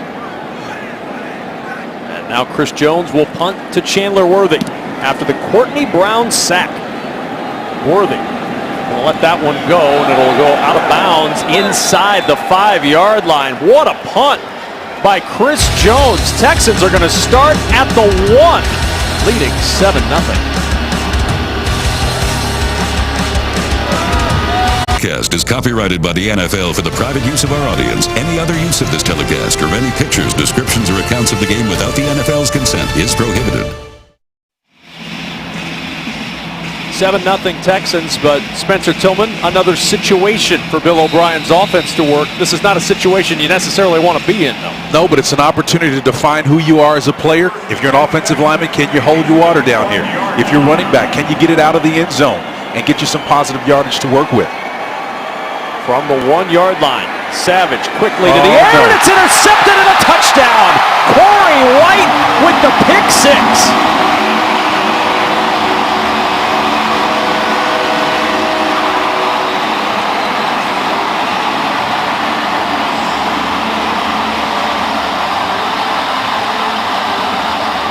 There's no defensible argument for why you throw that ball. Not only did he telegraph it with his eyes, he set on it. You've got basically what we call a banjo coverage, where you've got somebody in front, underneath, and then over the top of the coverage. Savage just telegraphed that ball and threw it straight in the hands of the waiting Dallas Cowboy defender. That was a bad mistake backed up. That's bad football there. Extra point try now to tie this one up. And the kick by Dan Bailey is good. Tom Savage, a big mistake. The interception by Corey White, former New Orleans Saint, ties it for the Cowboys and Texans. We asked our fans earlier to send us their thoughts about the Texans on Twitter using hashtag #TexansGameDay. We've received a bunch of tweets so far. We want that game on. Push the button, make it start. It started. More socks. More socks, man. Socks, a big theme. Keep sending us your tweets. Hashtag #TexansGameDay about your Houston Texans. And keep watching to see if your comments are going to air within our telecast. Keep them coming. We love to see them. We appreciate you spending some time with us on this final preseason game. Chandler Worthy going to take a knee. He would have had to get past Kenny Hilliard if he were going to bring that one out. I guarantee you Chandler Worthy wanted to bring that ball. Thought better of it than the LSU Fighting Tiger. Hilliard live to fight again. Well, the first interception for a Texan in the preseason, very costly, as Tom Savage's interception is turned into a touchdown. And I think the thing that was difficult to process is, what were you looking at? He's got to go back and explain, what did you see? And he's got to acknowledge that I really didn't see a guy who was playing the shallow flats. That was just a bad football decision. On first down, here's Hilliard trying to turn the corner. Can't get there. Hilliard will lose a half yard. Keith Smith leading the charge for the Cowboys. So each play, you learn a little bit something about, each player's skill set. Now, we've seen Hilliard get to the corner once, not with blinding speed. Here, denied an opportunity to get to the edge. Was that a result of something that he lacked, or was this just great pursuit angle by the Cowboys? That's the kind of thinking that coaches are evaluating when they determine exactly what's going on. He's got 10 carries, 19 yards, not a lot for the former LSU Tiger. Second down and 11. Savage hit as he throws. The ball is jarred loose and it's scooped up. Now they'll say incomplete. Scooped up by Keith Smith. He's going to take it in for what he thought was a touchdown, but you see Walt Coleman saying that is an incomplete pass. Ryan Russell hit Savage as he was ready to throw. Now, that can be challenging if I'm not mistaken. So here's what you're looking at. Again, if you're going to assume that this is an incomplete pass, tuck rule or otherwise, as a player on the offensive line, anybody in a Texans uniform should not take that for granted. Look at the players around the ball here. If it's Hilliard underneath, you see the ball dangling there, you got to go after it and assume it's a lost ball. Jason Garrett has just thrown the challenge flag. Yep. I don't blame him. And again, I know it's one of those deals where you don't root for the other team. This is more so about how the Texans respond to crisis than anything else. Dallas is challenging the ruling on the field of an incomplete pass. Well, Keith Smith finished the play. He scooped it up and took it in. The Cowboys are going to challenge the ruling that it was incomplete. Yeah. And again, as Jason Garrett looks on, that was a smart move by his part. It's not about the Cowboys. This is really about what the Texans are going to do. Here's Hilliard here, the check down guy. When the ball is out, kind of gives up on the ball. You never make the assumption that that's not. You jump on that ball like it's hot.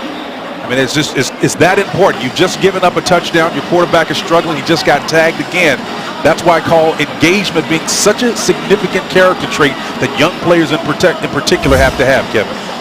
Now, immediately as that ball came out, Walt Coleman and his officiating crew, they were waving incomplete. Yeah, and you could see some of the players on both sides see that call and noticeably ramp it down. Keith Smith did not. He scooped it up and took it in. That's right. So one player's engaged, the other one not so much. And again, we want our guys engaged so as to pick that ball up immediately. And we want that to be instinctive and intuitive when they see that. It's going to be a tough call. It is going to be a tough call. Again, because it was ruled an incomplete pass, it's got to be irrefutable to overturn it. I mean, you know what? That's, man. Yeah, it's close. Yes, it is. but it's still nevertheless going to be a tremendously coachable point to be made in the film room. And these are the kinds of decisions we talk about, and people think we're engaging in hyperbole. No, it could be that kind of decision that determines whether a guy who's in a battle with Chris Polk makes this team or not. It's that significant.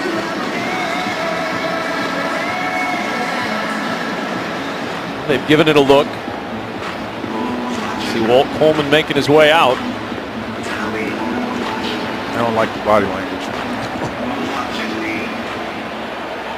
After the play, the ruling on the field will be changed. This is a fumble recovery by Dallas. The ball will be placed at the 21-yard line, 1st and 10. And they will not give the touchdown because there was a lot of stoppage. The play was down. Everything was over. Officials were signaling incomplete, but it is going to be Dallas ball and another Texans turnover inside their own 20-yard line. Well, again, that's a result of players not being engaged and understanding what the context of the situation is and understanding the rules of the game. So it's an unfortunate call for the Texans, but they're going to learn a valuable lesson, and so will the LSU Tiger, former LSU Tiger, Kenny Hilliard. Now the Cowboys, for the first time tonight, a chance to take the lead. Motion from Swain. Johnson to the corner. Got a block. Gus Johnson inside the 10. Johnson spinning into the end zone for the touchdown.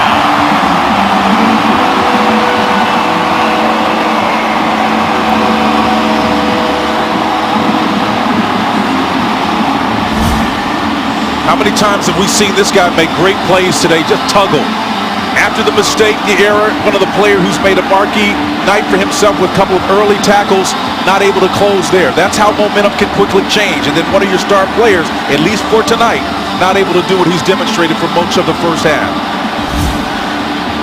Valentine and James could not bring him down before Johnson was able to fight his way into the end zone. And so it's gone from bad to worse for the Houston Texans here over the last 2 minutes. Yep.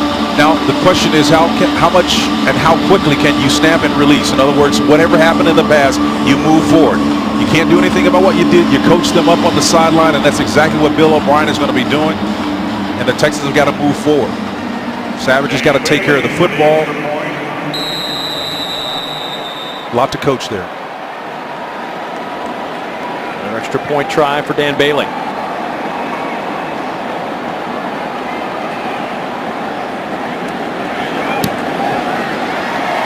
Cowboys lead by 7, 14-7 with 10:45 to play in the third. Well, moments ago, Gus Johnson scored a touchdown. He's a Stephen F. Austin product. Sam Houston and Stephen F. Austin square off in the 90th edition of the Battle of the Piney Woods presented by HEB. The battle rages on Saturday, October 3rd at NRG Stadium. Tickets are on sale now and start as low as $15.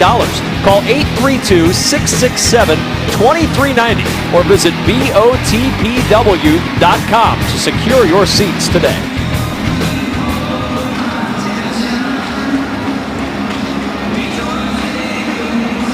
Tom Savage and Bill O'Brien will have plenty to talk about, not only during this game, but after this game. We called it at the beginning of the broadcast a long audition for Tom Savage. He's not in danger of losing his spot on this Texans roster. He's going to be the third quarterback.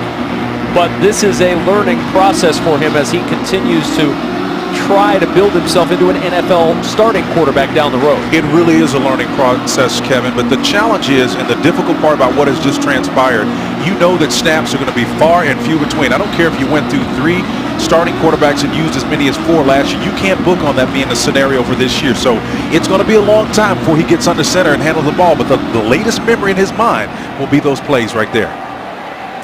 And the kickoff through the end zone, Chandler Worthy not able to do anything with that. So out it comes for the Houston Texans to the 20-yard line, where Tom Savage and Houston's offense will try to get it going once more. Everybody gets it going in just over a week. The Kansas City Chiefs coming to town to open up the schedule before the Carolina Panthers are the first road game. You look at that schedule, it is the 3rd easiest schedule by win percentage from a year ago in the National Football League. A chance to get off to a good start. Of course, Kansas City, not an easy team out of the gate for Houston next Sunday. Yeah, by the numbers it is easy, but believe me, everybody gets a paycheck and they're going to line up hell-bent for election ready to play these Texans. No gain on the play for Hilliard. Ryan Russell on the stop. And we mentioned that easiest schedule, at least by win percentage from a year ago. Now, take that for what it's worth. If you make the playoffs with that schedule, you're okay with that. They still count that. You still get into the playoffs regardless of who you played or how you got there. You know, if I'm a player, that's the last thing I want to hear. I hate numbers like that because it almost like it undermines exactly. And it's good for the fans out there that listen. It gives you hope in a sense. But, you know, as a player, I don't want to know we're playing easy teams.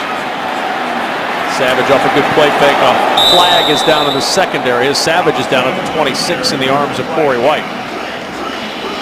You got tagged on that one too, didn't you? See, that's what happens when there's ebb and flow and shift in emotion. Holding, number 29, defense. A 5-yard penalty will be added on to the end of the play. First down. Joel Ross, the rookie from Appalachian State, with the hold. You can see here again, right here.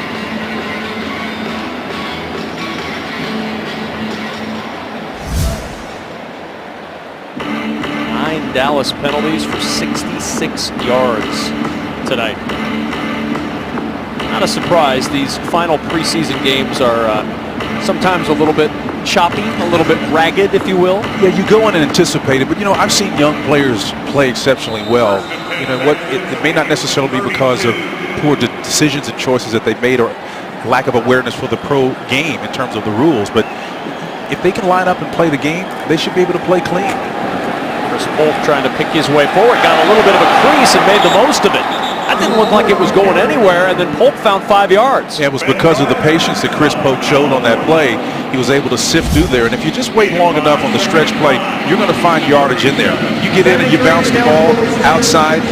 Chris Polk doing a great job of making the most out of that. We'll keep hearing that 73 eligible player. You're going to hear that as a theme. If you notice, there are not very many tight ends in the game for the Texans. They've got some, and they want to keep them healthy. So you're going to see some tackles getting in there, lining up at the tight end position.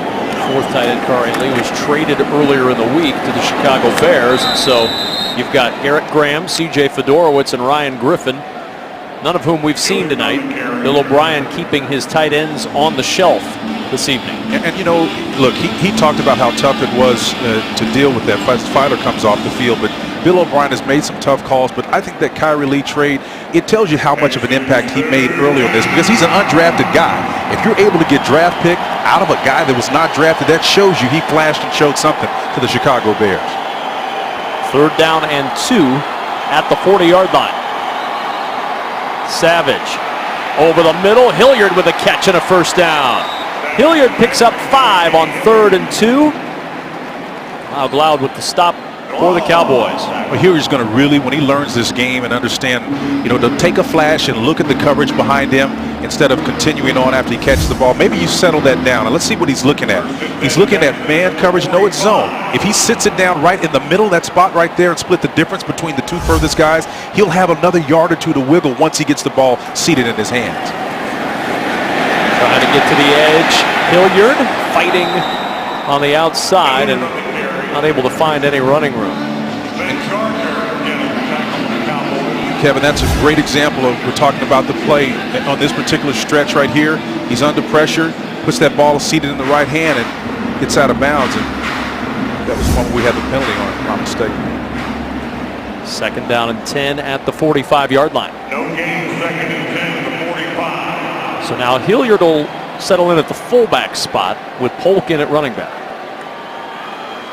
He's 232 pounds, so he can go both ways and play the fullback if asked to. Savage under pressure, and Savage is dropped.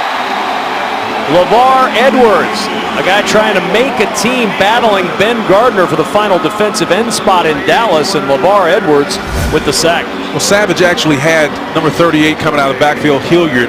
His eyes didn't eventually come back, because typically the back is going to be your 3rd option at best. By the time he got there, the Cowboys' pressure was all over him. But Hilliard was open in the flat. 3rd Dallas sack tonight. That was Edwards working against the newest Texan on the offensive line, Chris Clark, who came over in a trade from Denver. Like that acquisition. That's a good one. On 3rd and 15, draw play, Polk caught from behind, and Polk dropped on the play by Davon Coleman.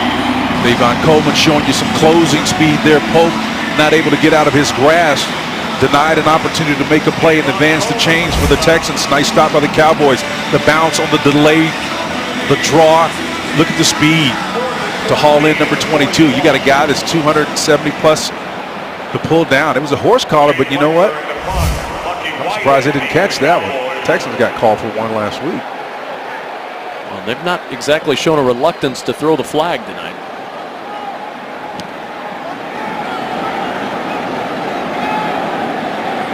At the 14-yard line, nice Whitehead nowhere to go. Excellent coverage. Donnie Baggs was out there trying to block, but nowhere to go. Could not get away. During the return, illegal block in the back, number 30 of the return team, half the distance to the goal, first down. How about John Weeks, the long snapper, fighting through the block, getting all the way downfield, making the tackle. Yeah, John Sweeting was the guy that got caught with his hand in the cookie jar. The head coach doesn't like that. Timeout on the field, 14-7 Dallas. I was a little bit surprised at the number of Houston fans out there. I think we ended up having to go to a silent count and play. I mean, that was the first time that I've had to do it throughout basically the whole football game at home. That we need to do a better job, you know, as a team and just a fan base and everyone to kind of make sure that we understand how big a difference playing at home is. That's how we roll, man. Yep. Texans fans showing up in a big way last year. You love when a quarterback is frustrated by his own fans. I don't think anything is going to stop him this year, though. He's going to have good success. He's not going to be rusty like he was last year. He finished so strong, led the league in completion percentage. Gus Johnson, the carry, diving out near the 10-yard line. And Romo's healthy this year. He had more practice work in the preseason this year than he did last year. His back feels better. His arm's stronger. His legs are stronger. Only had 6 series in 2 preseason games, but he says he's ready to go and feeling very good. Yeah, when you had the kind of year that he did last year, Jason Garrett respects the fact that he finished with 31 touchdowns and 9 interceptions. That's pretty good football. Our 1st and 10 line this quarter is brought to you by Royal Purple. On 2nd and 6, Johnson, and Johnson goes nowhere. Once again, Justin Tuggle stepping up to make the play. And again, to make the point, here's a guy who comes back and responds in a very, very significant way. Tuggle coming on the backside, flow back to him. He's able to make that play, but this is the same guy just a couple of plays ago couldn't get to the edge and make a play. That's how this game flows. It's ebb and flow, emotional change back and forth. And Tuggle vindicated himself, having a great day. 7 tackles, half sack there, 1 quarterback hurry. It's a nice afternoon. Will delay in the game for a moment as Courtney Brown had to head to the sidelines. Officials stopping it for a moment to have Brown checked out over on the sideline. Pretty good linebacker right there. Coach Rabel looking on. 3rd down and 6, 5 minutes to go, 3rd quarter. Nice deals. Vaughn floats it. The catch is made and a 1st down. Nick Harwell with the grab gets the 1st down. Charles James on the tackle. James was in his hip pocket, but again, a beautiful throw on target despite pressure on the gains away from it. You can see the ball is going to come out here. Eyes come back. Great read under pressure. Ball is high. James is in his hip pocket, but again, excellent catch getting the 50-50 ball. You know, those 50-50 balls, the way I look at it is if you're a defender, you've got as much right to that ball as the receiver does. And when you hear us talk about the 50-50 ball, that's what we're talking about.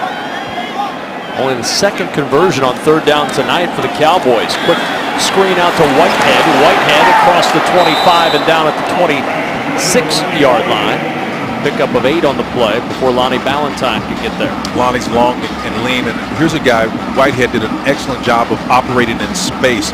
I remember when Keyshawn Martin first came on 4 years ago, that was one of the things he was able to do is on that bubble screen. Once he got past one defender, he was able to make another one miss, and Whitehead's showing a capacity to do that.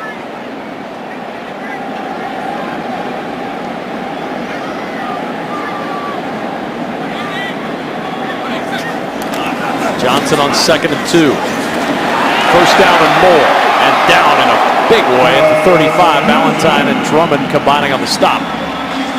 But Johnson moves the chains. Drummond, another one of those guys in the battle on the back end trying to make this team. And you'll see, again, the flow away. Can these safeties come up and make a play and show you they can be physical? We know that some of them can cover, but can they come and fill when necessary? This is a passing league, so you want them to be able to have coverage ability, so they tend to be hybrids. But when it's time to run the football, they've got to come up and play force. Whitehead, the motion man on first down. Johnson on his feet to the 40. Johnson tripped up by Curtis Drummond. Also Corey Moore in there on the stop. Watch for Spencer Tillman's Fantasy Football Standout presented by Mattress Firm. We'll announce it during the fourth quarter. It's your chance to win 2 Houston Texans VIP tickets to a regular season game. Stay tuned to win.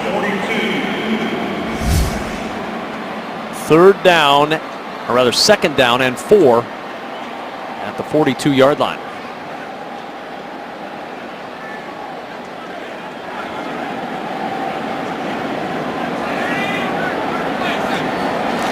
Nice blitz. Vaughn under pressure, airing it for Whitehead, and James with good coverage downfield.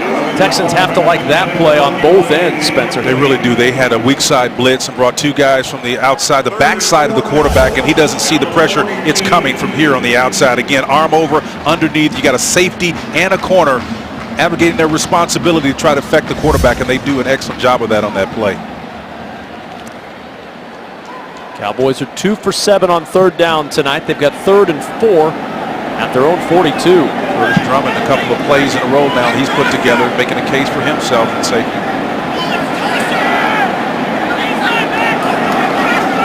Vaughn to Gates. Clyde Gates with James right on him. Gets the first down. Yeah, James is, again, he's never, to me, ever been in a position where he's going to get beat. Guys are going to make great plays and great throws. If it's on there and you're in the hip pocket with a chance to minimize the damage, I think you've done your job. Great throw, great catch, but James is Johnny on the spot to bring him down.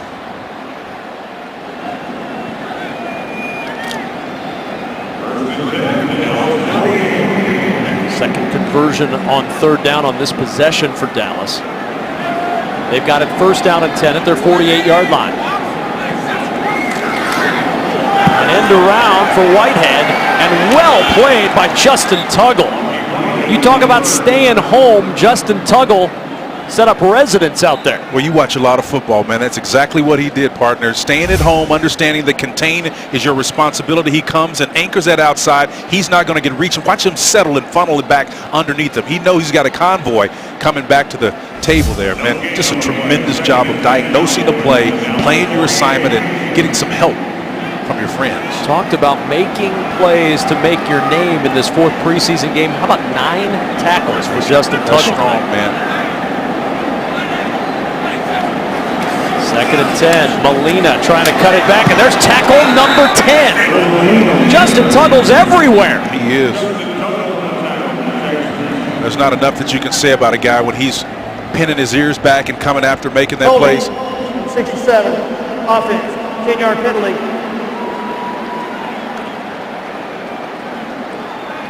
Still second down. They're going to back him up. Well, here you can see him right here, going to make a play. And when he comes around, he comes with intention. That's the exciting thing that you look about. Comes underneath the flow, puts his hat on the ball carrier. Man, that's just diagnosing. A lot of times guys goes over the top of that block, but if you have the athleticism, you can come underneath it and still make a play without compromising your integrity. And everybody's responsible for a gap. And that's the beautiful thing about this 3-4 scheme. You have to play it with integrity for it to be effective. You don't know which one of the 4 guys are coming and which gap they're responsible for. They sort that out between themselves, and it's a nightmare for a quarterback and a running back dialed in on certain reads. Second down and 20 after the penalty. Vaughn to the sideline. The catch is made by Lucky Whitehead. Daryl Morris nudging him out of bounds near midfield. But a good gain on 2nd and 20 for the Cowboys. Well, he had a couple of options there. Max Bullock was playing the underneath coverage, and then he gets over the top, and a much, much better decision to make that with Daryl Morris defending that play. 3rd down and 8 now at midfield, and the Cowboys are not going to snap it before we reach the end of the third quarter.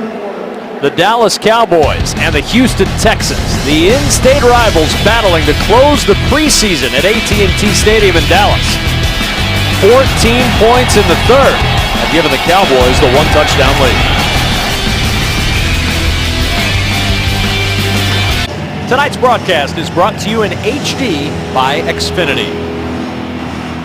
We welcome you back to Arlington, AT&T Stadium. The Dallas Cowboys lead the Houston Texans 14-7 as we begin the fourth quarter of play. Kevin Kugler alongside Spencer Tillman with Drew Doherty on the field. Dustin Vaughn's gone the whole way tonight for the Cowboys. Tom Savage likewise for the Texans. Vaughn under pressure and Vaughn is sacked.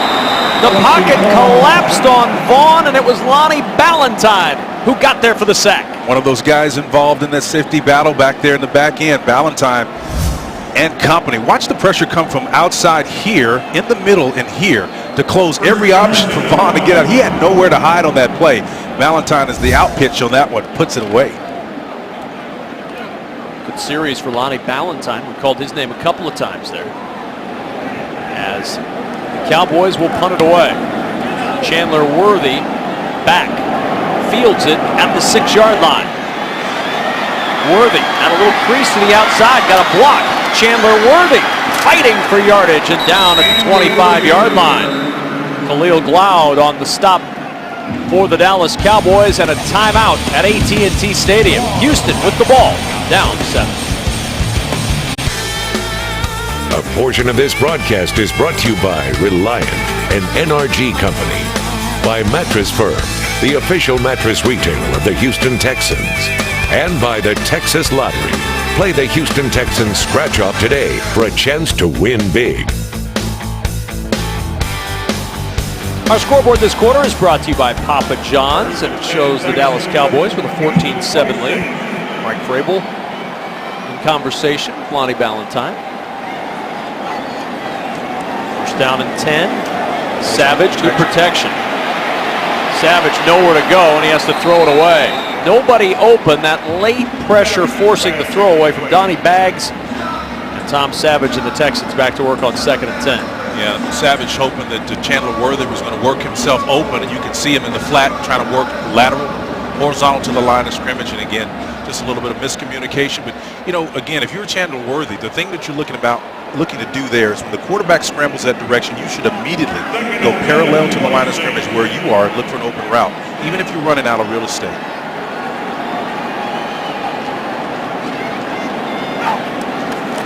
2nd and 10. Savage. Nice. Good toss. Nice break free. Easy Wachiku. And Easy, making it look easy, gets the first down. Well, one thing Easy Wachiku is known for is his speed. He's been around here a lot of time on practice squad and so forth, but you can see him when he's on an island. You've got to get scared and on tiptoes of anticipation, because if he gets behind you, believe me, he's going to put you in your hip pocket and he's going to be to the house, man, because he's got that kind of blinding speed. Another guy trying to make a statement here and stick around with the Texans. First and 10 at the 42. Wachiku to the bottom of your screen. Savage looking that direction for Easy on the sidelines. The coverage was there. And pretty solid coverage by the first-round pick Byron Jones. It was, and Easy actually had his split cut down, and he was trying to create an opportunity for him to come open and be thrown open. But again, just great coverage by the Cowboys on that play. I really like the play calling here, because what you can see, and if you're at home watching, you're seeing a concerned coach, Bill O'Brien, appreciating the fact that these guys are working really hard. Ballantyne, Easy Wachiku. All these guys are trying to make the squad, and he's calling the types of plays that puts them in position to make plays. And ultimately, defensively, Vrabel's doing the same thing for his guys. Our 1st and 10 line this quarter brought to you by First Community Credit Union. Savage to the sideline again, can't connect, and now 3rd and 10.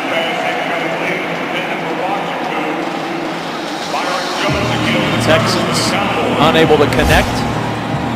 Savage under heat again. Yeah, not a lot of protection on that play. Lost it in the middle with the center, and again, that's one thing you can't do.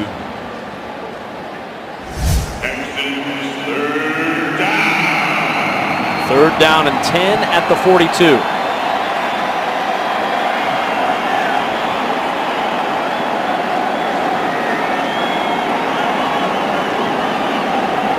Texans are 6 for 12 on third down as Savage, good protection this time, to the sideline looking for Mumphrey. Unable to find the rookie wide receiver, the rookie corner Byron Jones on the coverage, and it's fourth down. It's kind of hot and cold from time to time. The Texans up front did a nice job of picking up the games and the deals up front, but Savage just a little bit off the mark, and coach is kind of looking upstairs for answers, and I don't think there are any. Just quarterback is just off. Not quite has been the same since he made the poor decision down to give up a touchdown earlier, and then of course the telegraphed pass that made it all possible.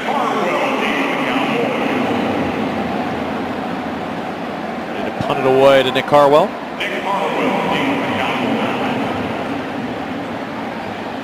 Texans were man short, and Bill O'Brien's got to take a timeout. That'll frustrate the head coach. No, one official calls delay of game, and the other recognizes the timeout. But no, they're going to mark off the penalty. There's nothing that makes you feel smaller than to be in a situation where you know you're that guy. There's an old mantra that we have and coaches talk about all the time. Don't be the guy. Don't be the guy late. Don't be the guy that misses a special teams call. You know, if you've got 10 guys out there and one's missing, you feel about this big when they call your name and you know it's you. So Texans got to do a better job of staying engaged in the game, man. So not a penalty, or rather it is a penalty, not a timeout. You saw Jerry Bergman, the head linesman, making the call.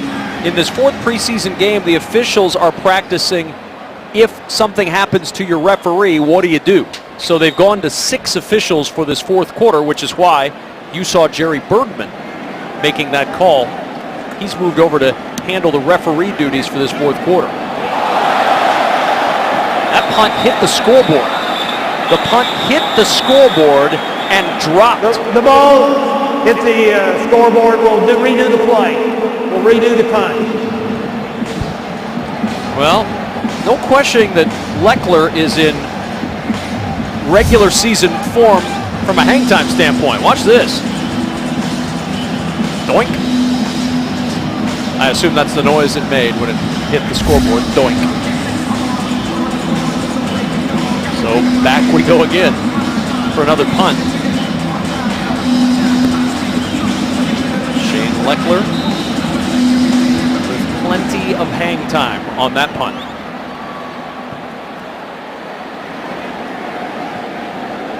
So we'll try it again.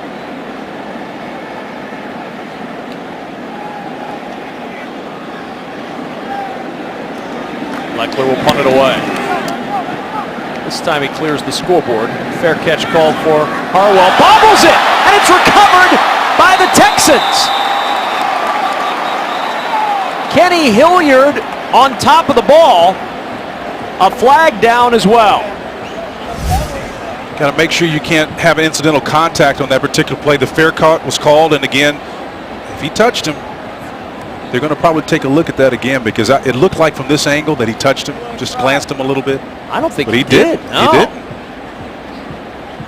He's had a heads-up play by Jamal Roll. But that is that little space that you got to give him, though, man, to make that catch if he called for a fair catch. No flag. No flag. Wow. Pick it up. Texans football. Wow. How about that? There's no, I don't believe in the NFL there's no halo rule. That's right. So That's absolutely. You don't have to worry about the halo situation.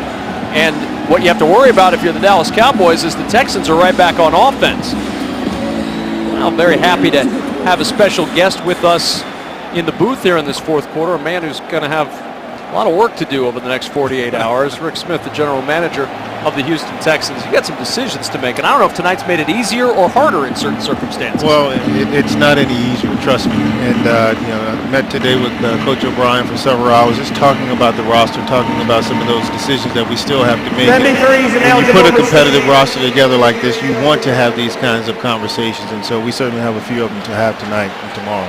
Rick, what does it say when you have a guy like a Kyrie Lee you have to release, a guy that showed well, did some great things, they made some excellent catches throughout camp, undrafted, but you get draft picks as a result of Hefton. It shows you the kind of talent level that you're able to bring into this program. Well, it does, and when you sit there and you start to talk about the roster and the numbers at various positions, can you keep 4 tight ends? If you keep 4 tight ends, is he going to dress on game day? So when you have those kinds of conversations, you start to figure out maybe if we can get some value for the guy, maybe it makes some sense to trade him, and that's what we did. Was the thinking there that the way the college game is going now, you're going to be able to find another guy like that down the road? I know you're settled at the tight end position, but again, the way the college game is going, you may find more of those guys. We may, but I tell you what, the young man really improved, and I think a lot of it has to do with the way that we practice. We work a lot of fundamental football. A lot of the tight ends are in base blocks and working against the linebackers, and so the young man improved fundamentally over the course of the preseason. Other people saw that, and so there was some value there. Can you give us a little glimpse, without showing your hand too much, as to what positions you may have been keeping a special eye on tonight? Yeah, I think we're competitive right now in several positions. I think when you think corner position, there's some guys right now that have to make plays to make the team. Inside linebacker. Unfortunately, we lost most of our outside linebackers tonight, but that was another position that's in flux. 3rd down and 5. Savage floating it for the end zone. Leaping up, Keyshawn Martin's got it for the touchdown. On cue, another position that has a lot of competition at this point is the wide receiver position, and Keyshawn just made a heck of a play. Against the 1st-round pick of the Dallas Cowboys, Byron Jones. What a catch. Talk about making things tough, and he had to come on strong, Rick, and so unpack that a little bit for us. That's going to be a tough one as well. Again, he's a guy, that 4-year guy out of Michigan State, hadn't had a great year preseason-wise, but makes a play like that. The element of recency comes into play. The last thing you see, you tend to remember most. Well, you do that, and then obviously one of the things that we talk about too is versatility, and the guy can return kicks, he can return punts. He can play multiple positions on the offense, whether he's inside in the slot position or outside on the edge as well. So very valuable, and obviously shown right now that we need to be talking about him in the conversation. And how about your coach, Bill O'Brien, giving him opportunity? He's calling the plays tonight, giving him opportunity to show well. No question. And Keyshawn's been a good member of our football team for a lot of years, so it's good to see him have some success. So the Houston Texans take advantage of the muffed punt, and they turn it into 7 points. We'll continue with the general manager of the Texans when we return. Aerial coverage provided by Goodyear. Game-changing superior performance when it counts. Goodyear, more driven. We welcome you back to AT&T Stadium in Dallas, Texas. Arlington, to be precise, as the Cowboys and Texans are all knotted up at 14 apiece. Kevin Kugler alongside Spencer Tillman. Drew Doherty with us on the sidelines. We'll hear more from Texans general manager Rick Smith coming up in just a bit. 3 plays, 21 yards. The scoring drive for the Texans. Savage to Martin for the touchdown to tie it up.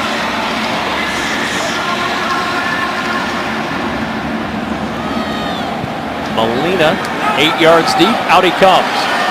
Molina breaks a tackle across the 20 and down near the 25-yard line. Daryl Morris on the stop. So the Cowboys will go back to work on offense in a tie game with 11:36 remaining in the 4th. It's tied thanks to Keyshawn Martin leaping high for 6. Texans season tickets for 2015 are all sold out. Make sure you're part of the action in 2016 by joining the season ticket priority wait list now. Visit HoustonTexans.com for more information. 11:36 to go in the 4th, tied up at 14 apiece in this final preseason game. Cowboys to work 1st and 10 at their 24-yard line. Looking for the corner, Molina trying to sweep it to the outside.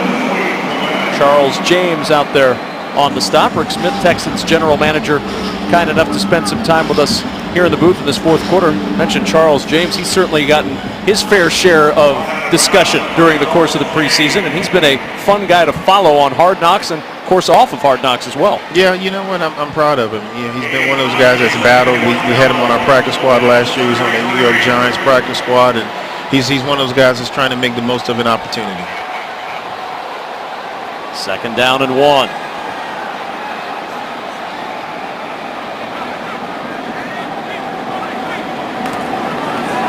Vaughn under pressure. Vaughn rolls away, throws it short, could not connect on the sidelines. Pettinato was providing the rush, and he looked for Lucky Whitehead, couldn't connect with it. Love the pressure, and again, the Texans playing with tremendous integrity here, working a little bit of games on this side. You're going to see the pressure come underneath, and again, because the pressure was consistent, everybody reaching one, playing with integrity, fitting them up nicely, keeping the pressure consistent on the quarterback to force the error and pass. Rick, I wanted to, for our audience out there, to kind of unpack, put our GM hat on for us, and only like you can, and tell us what you're thinking about. If you got guys like an Eddie Pleasant, Andre Howe, that have similar size, maybe one has 20 more pounds or 15 more pounds, what are you looking at a safety that's going to help you make that decision? Yeah, I mean, obviously, the way that we play football now, one of the things that safeties have to do is they have to cover, which is why you try to move a guy like Howe inside, and maybe he has some coverage skills. So that hold on the Texans will give the Cowboys a first down. Yeah, and then the other thing that you're looking for is when you move a player from the edge at corner into safety, he has to see so much more of the field. So you've got to figure out if he has awareness to do that, if he's physical enough to come in and tackle, because obviously that's what safeties have to do, a little bit more than what a corner would have to do as well. And you would expect a guy like Eddie to maybe be a little bit more physical because he's a natural safety. But Dre has come in and shown us that he will go in and tackle, and obviously he has the cover skills. Yeah, I saw him do that against San Francisco 49ers, where he came up against the Aussie that they've got running back there, and he stuck his head in there. You know, it's part of it is want to. He's in a position to do it, and he's shown that.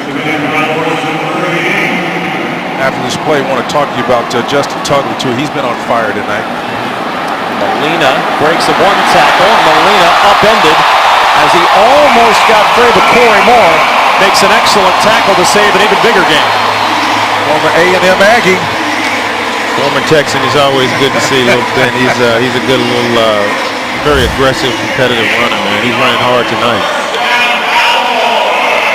Able to break free of Tavita Finau and get good yardage for the Cowboys. Well, you missed it a little bit earlier. We called him Funky Ben Molina. We went back old school on him with the music scene, and he made a nice shifty move there as well.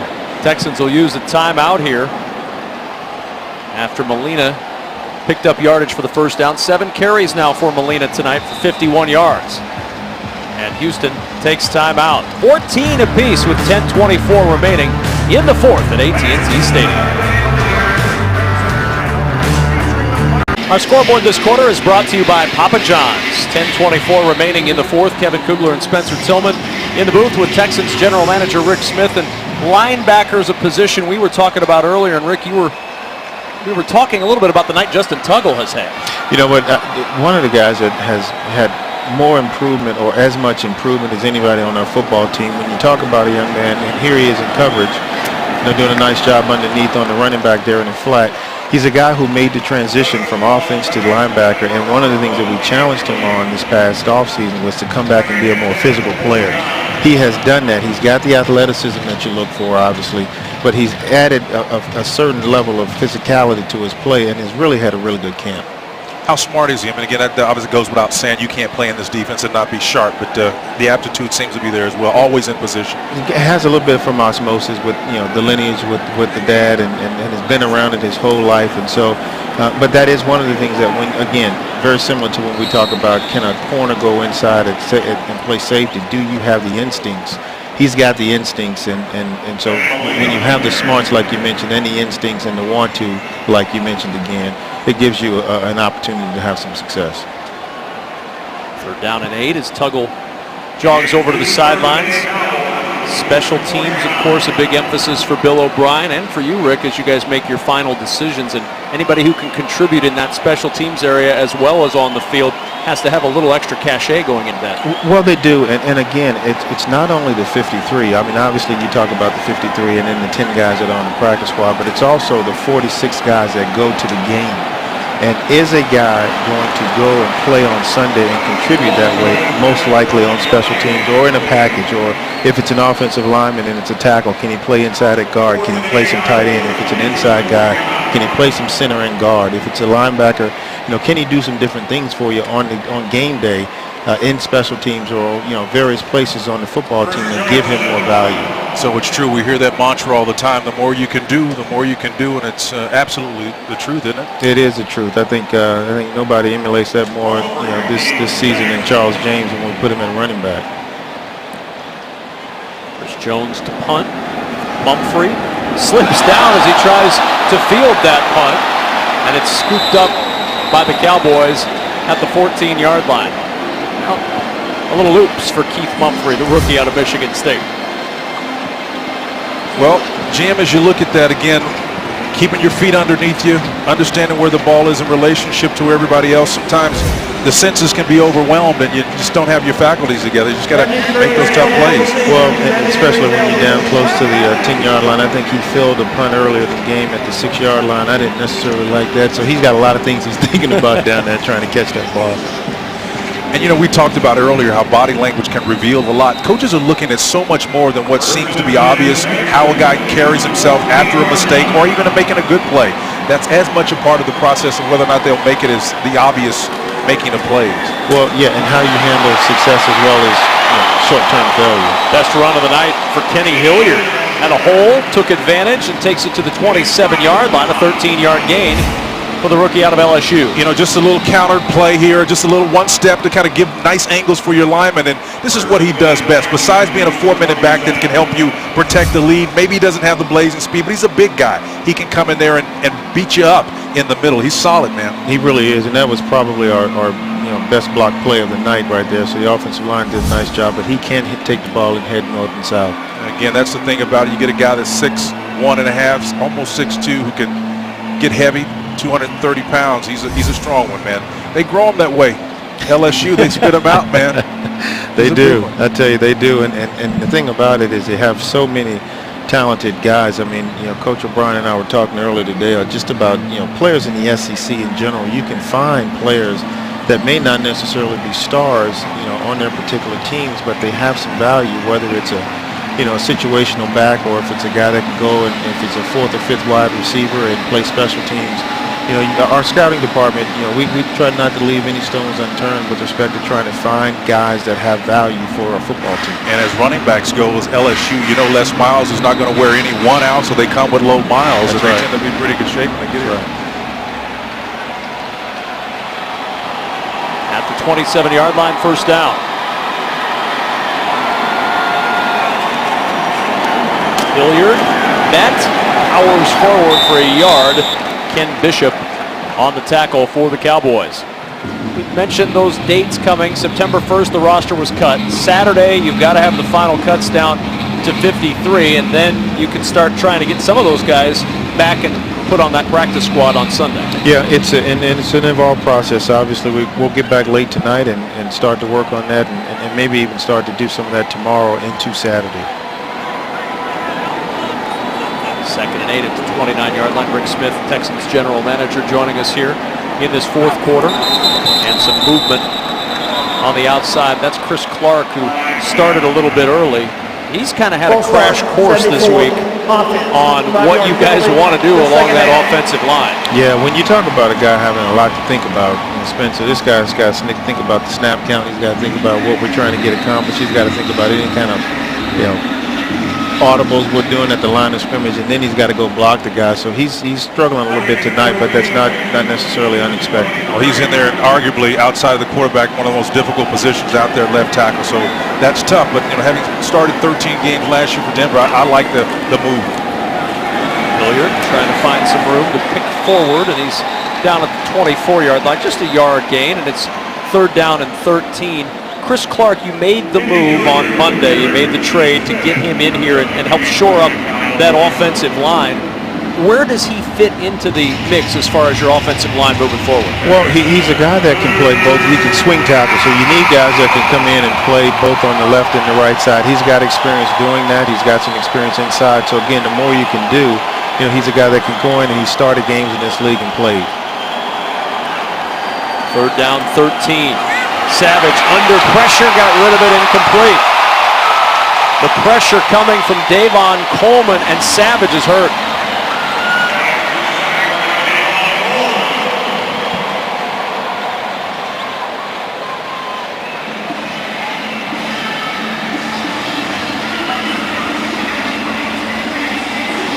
hate to see a young quarterback struggle like that. And again, let's hope it's not serious, but took a shot big time there. You can see just a 4-man rush, a nice little game and deal working down that gave the Texans a little bit of problem protection-wise.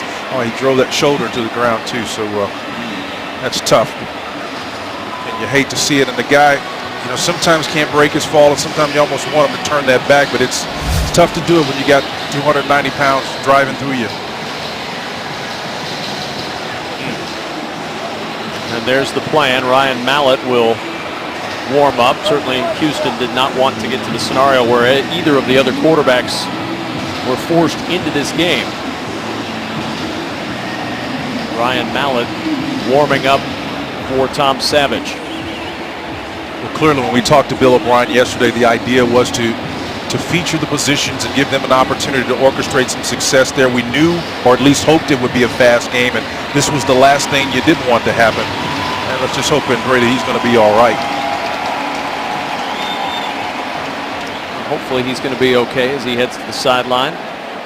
Obvious concern from the head coach. Now Shane Leckler will punt it away. Leckler hit the scoreboard his last punt opportunity. First time he's hit anything overhead in his career.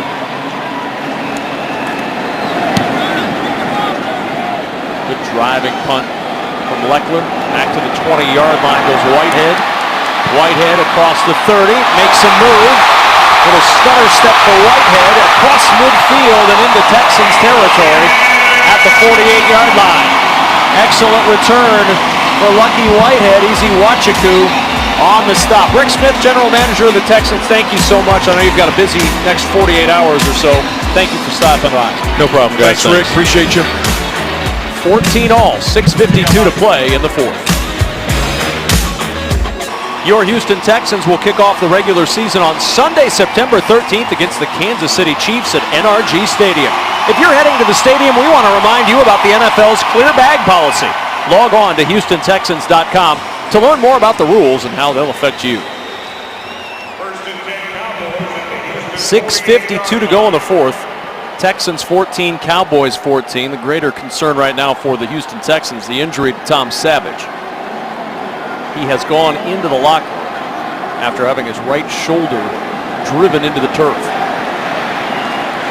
Dropped in the flat by Ray Agnew. Lonnie Ballantyne on the coverage, and it'll bring up second down.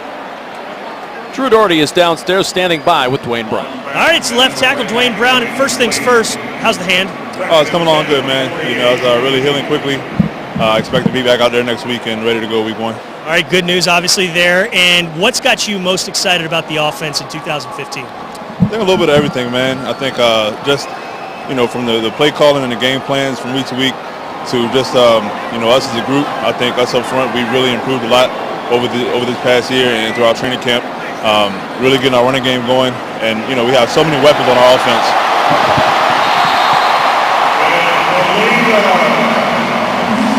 You okay there, Dwayne?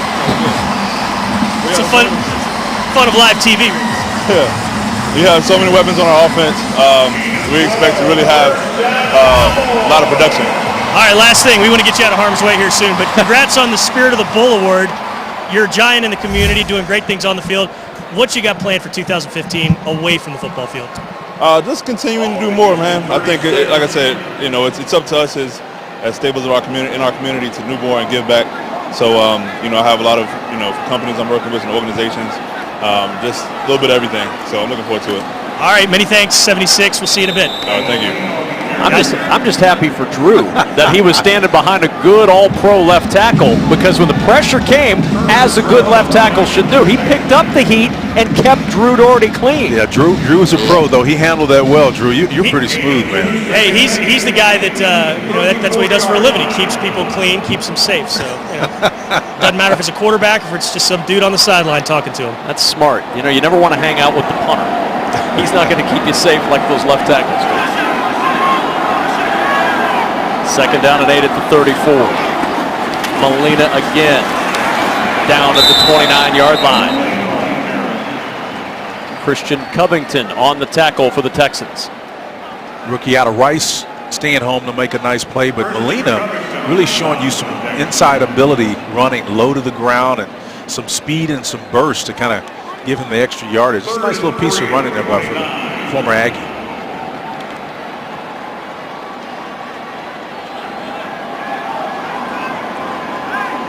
Third down and 3. Cowboys trying to grab the late lead here in this final preseason game. Vaughn fires, and A.J. Jenkins with the catch at the 22-yard line. It's a first down, a pickup of 7, as Vaughn finds the former San Francisco 49er to move the chains. He catches the ball and they execute the play, which is good. But you don't have to say James is, as he has been all night, in the hip pocket of the receiver as he was on that particular play. Look at the proximity to the guy catching the ball. I mean, it's a bang-bang play. And being in position is as important as anything else. And, of course, he brings him down. I think James has done a tremendous job of defending.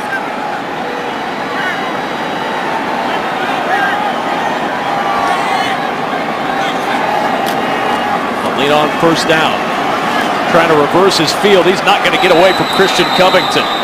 The rookie out of Rice has made some plays tonight, Spencer, and another one there for Christian Covington. Man, you can just see when you look at him compared to everybody around him, his motor is just a little bit hotter than everyone else. You can see him get pressure up the field here and stay at home and then come back and clean up the mess back there. Look how aggressive he is. I mean, he's just nasty. That's how you play defense right there. Christian Covington showing, hey, look, I'm a Rice Owl, man, but I'm doing a job tonight. Johnson a motion out of the backfield on second down and 8. Vaughn with time. James trying to knock it away. He cannot. Down the sideline, a spin inside the 10 by Clyde Gates, and it's first and goal, Cowboys. And you hate that. We've been talking about how close the coverage was. Again, in close proximity, we just didn't get a job of finishing on that particular play. One-on-one coverage, you're going to be asked right here to make plays in space all night long. James has done that, but today he let one get away. It's a big play. I hate to see that happen to the young man. So it's first and goal at the 5.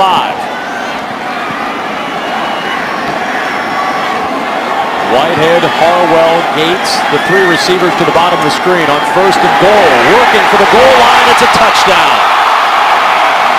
Molina powers it over, and the Cowboys take the lead.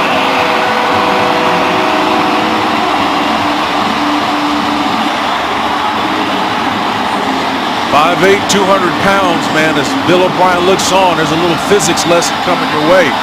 Molina getting those pads low to the ground. Nothing sexy about that. That's just a straight little give up the middle, power play, power blocking scheme. Molina puts it in for the score, running with intention. There's a rule in this league, low man wins. 8-play, 48-yard drive to give the Cowboys the lead.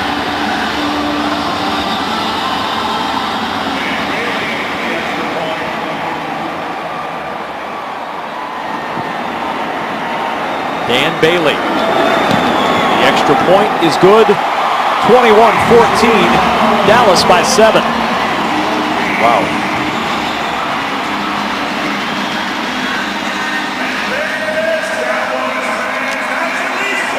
And now, what do you do if you're Bill O'Brien? You're down a touchdown. It's the 4th preseason game. But more importantly, you're down a quarterback. And you're bringing Ryan Mallett into this game. Do you just try to get out of here avoiding further injury or risk of injury, I should say, or do you put the pedal to the metal and see if you can put a touchdown on the board? Here's what the late Bill Walsh would have said in this situation. The context always determines your strategy. I would run successive running plays and get out of here. I mean, that's just the difficult truth in this scenario. Listen, Bill O'Brien is the type of coach that's not ashamed or embarrassed by bucking convention and doing things an orthodox way just because, you know, people played you in the 3rd games of the year and maybe not so much in the 4th games. He didn't care. He says, look, we're not going to play our guys. We're going to rest J.J. Watt. We're going to rest Vince Wilfork. People wanted to see the starters play in Game 3. No, not going to do it. We're shorthanded. I like that kind of approach to the game. And again, with Mallett coming back in, get out of here. Run it, run it, run it, run it.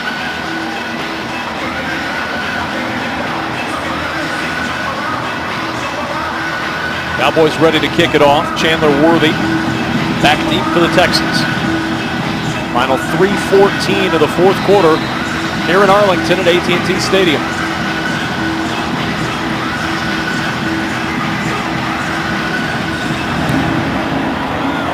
A booming kickoff through the end zone for the touchback. Out comes Ryan Mallett on to replace the injured Tom Savage, who went back to the locker room favoring his right shoulder after he was driven into the turf. You've got a piecemeal offensive line. You've got a guy in Ryan Mallett who has been competing for this starting job, just lost out on that to Brian Hoyer. But you're down to 2 healthy quarterbacks on this roster right now. And remember, last year the Texans went through 4 quarterbacks. And I think the thing that's concerning is you say, well, why is that the case? Well, it's because of an inability to pick up certain blocks on the games and the twist there. You got to be able to sort that out. And so one of the reasons why Clark is now a Texan is because of that. They weren't able to pick up a couple of blitz that got your quarterback put on his rear against the Saints. A similar time I scripted that. Same thing happened against the Broncos once. So it's an issue, and you got to shore up the protection for the quarterback. Hilliard again on the carry to the 25-yard line. 3-yard pickup. Davon Coleman on the stop. And just as Spencer Tillman predicted, handoff, handoff, let the clock run, try to get out of here. And again, this is not a difficult choice. You know, people try to make things complicated and say, well, you know, try to come back and win the game. Yeah, that's true. But you know what? This is a very long season. These don't count right here. Testament to that fact, Cowboys have lost 8 straight in the preseason. Yeah, he's going to run to the weak side. Oh, now it's going to throw. Pocket holds, and the pass incomplete. Looking for easy. Wachiku, Corey White on the coverage, and it's 4th down. The only saving grace about that play is when he moved the back to the opposite side, he's basically saying, I'm going to throw it to the weak side of the formation to make sure I protect you on this side. That's a smart decision. 2-minute warning in Dallas with the Cowboys upset. They put 2 seconds back on the clock, so we've not hit the 2-minute warning yet. And Mallett throws incomplete. Hilliard had not turned around. Keith Smith out there on the coverage. It's now going to be Dallas ball, and now it's officially the 2-minute warning. 1:58 remaining in the fourth. Texans turn it over on downs. Cowboys up by 7. Texans turn it over on downs. The Cowboys, with 1:58 to play in the fourth and a touchdown lead, can, for all intents and purposes, put this one away here. And I'll be first in line to vote for that. Molina is the lone setback here. Jeff Swaim, the motion man. Molina the carry. Bullock comes up, closing quickly, and makes a good hit at the 24-yard line. Just a 1-yard gain. Well, now it's time, my friend, to announce my pick for the Mattress Firm Fantasy Football Standout. It's not a mystery. Justin Tuggle, he's the guy. Had an outstanding game today. 9 tackles, 7 solo, 1 quarterback hit. He was everywhere. Missed one guy one time, but let me tell you, the guy showed up early and often, and he is our Mattress Firm Fantasy Football Standout. Now go to abc13.com/contest and enter for a chance to win 2 VIP tickets to a Texans regular season football game. Good luck, everybody. What a night he had. Making a name for himself when he needed to tonight. On 2nd down, Molina reversing his field. He slipped a little bit on his cut there. Down at the 17 as Jamal Roll covers him up. You got to like the passion of Molina. You know, the way he's engaged in the game, he's clapping his hands. He knows he had an opportunity to make a bigger play, running smart as well. When he started that direction, he had the ball seated in the left hand. Watch him switch it over, knowing where the pressure's probably going to come from. That's just smart running by the former Texas Aggie. Texas A&M. Yes, don't get the Aggies, man. That's right. Like, gig him. Spencer doesn't know what he's talking about. 3rd down and 2. And the Cowboys are just going to take a knee. And a long preseason losing streak is snapped for the Dallas Cowboys as the preseason comes to an end for both Dallas and Houston.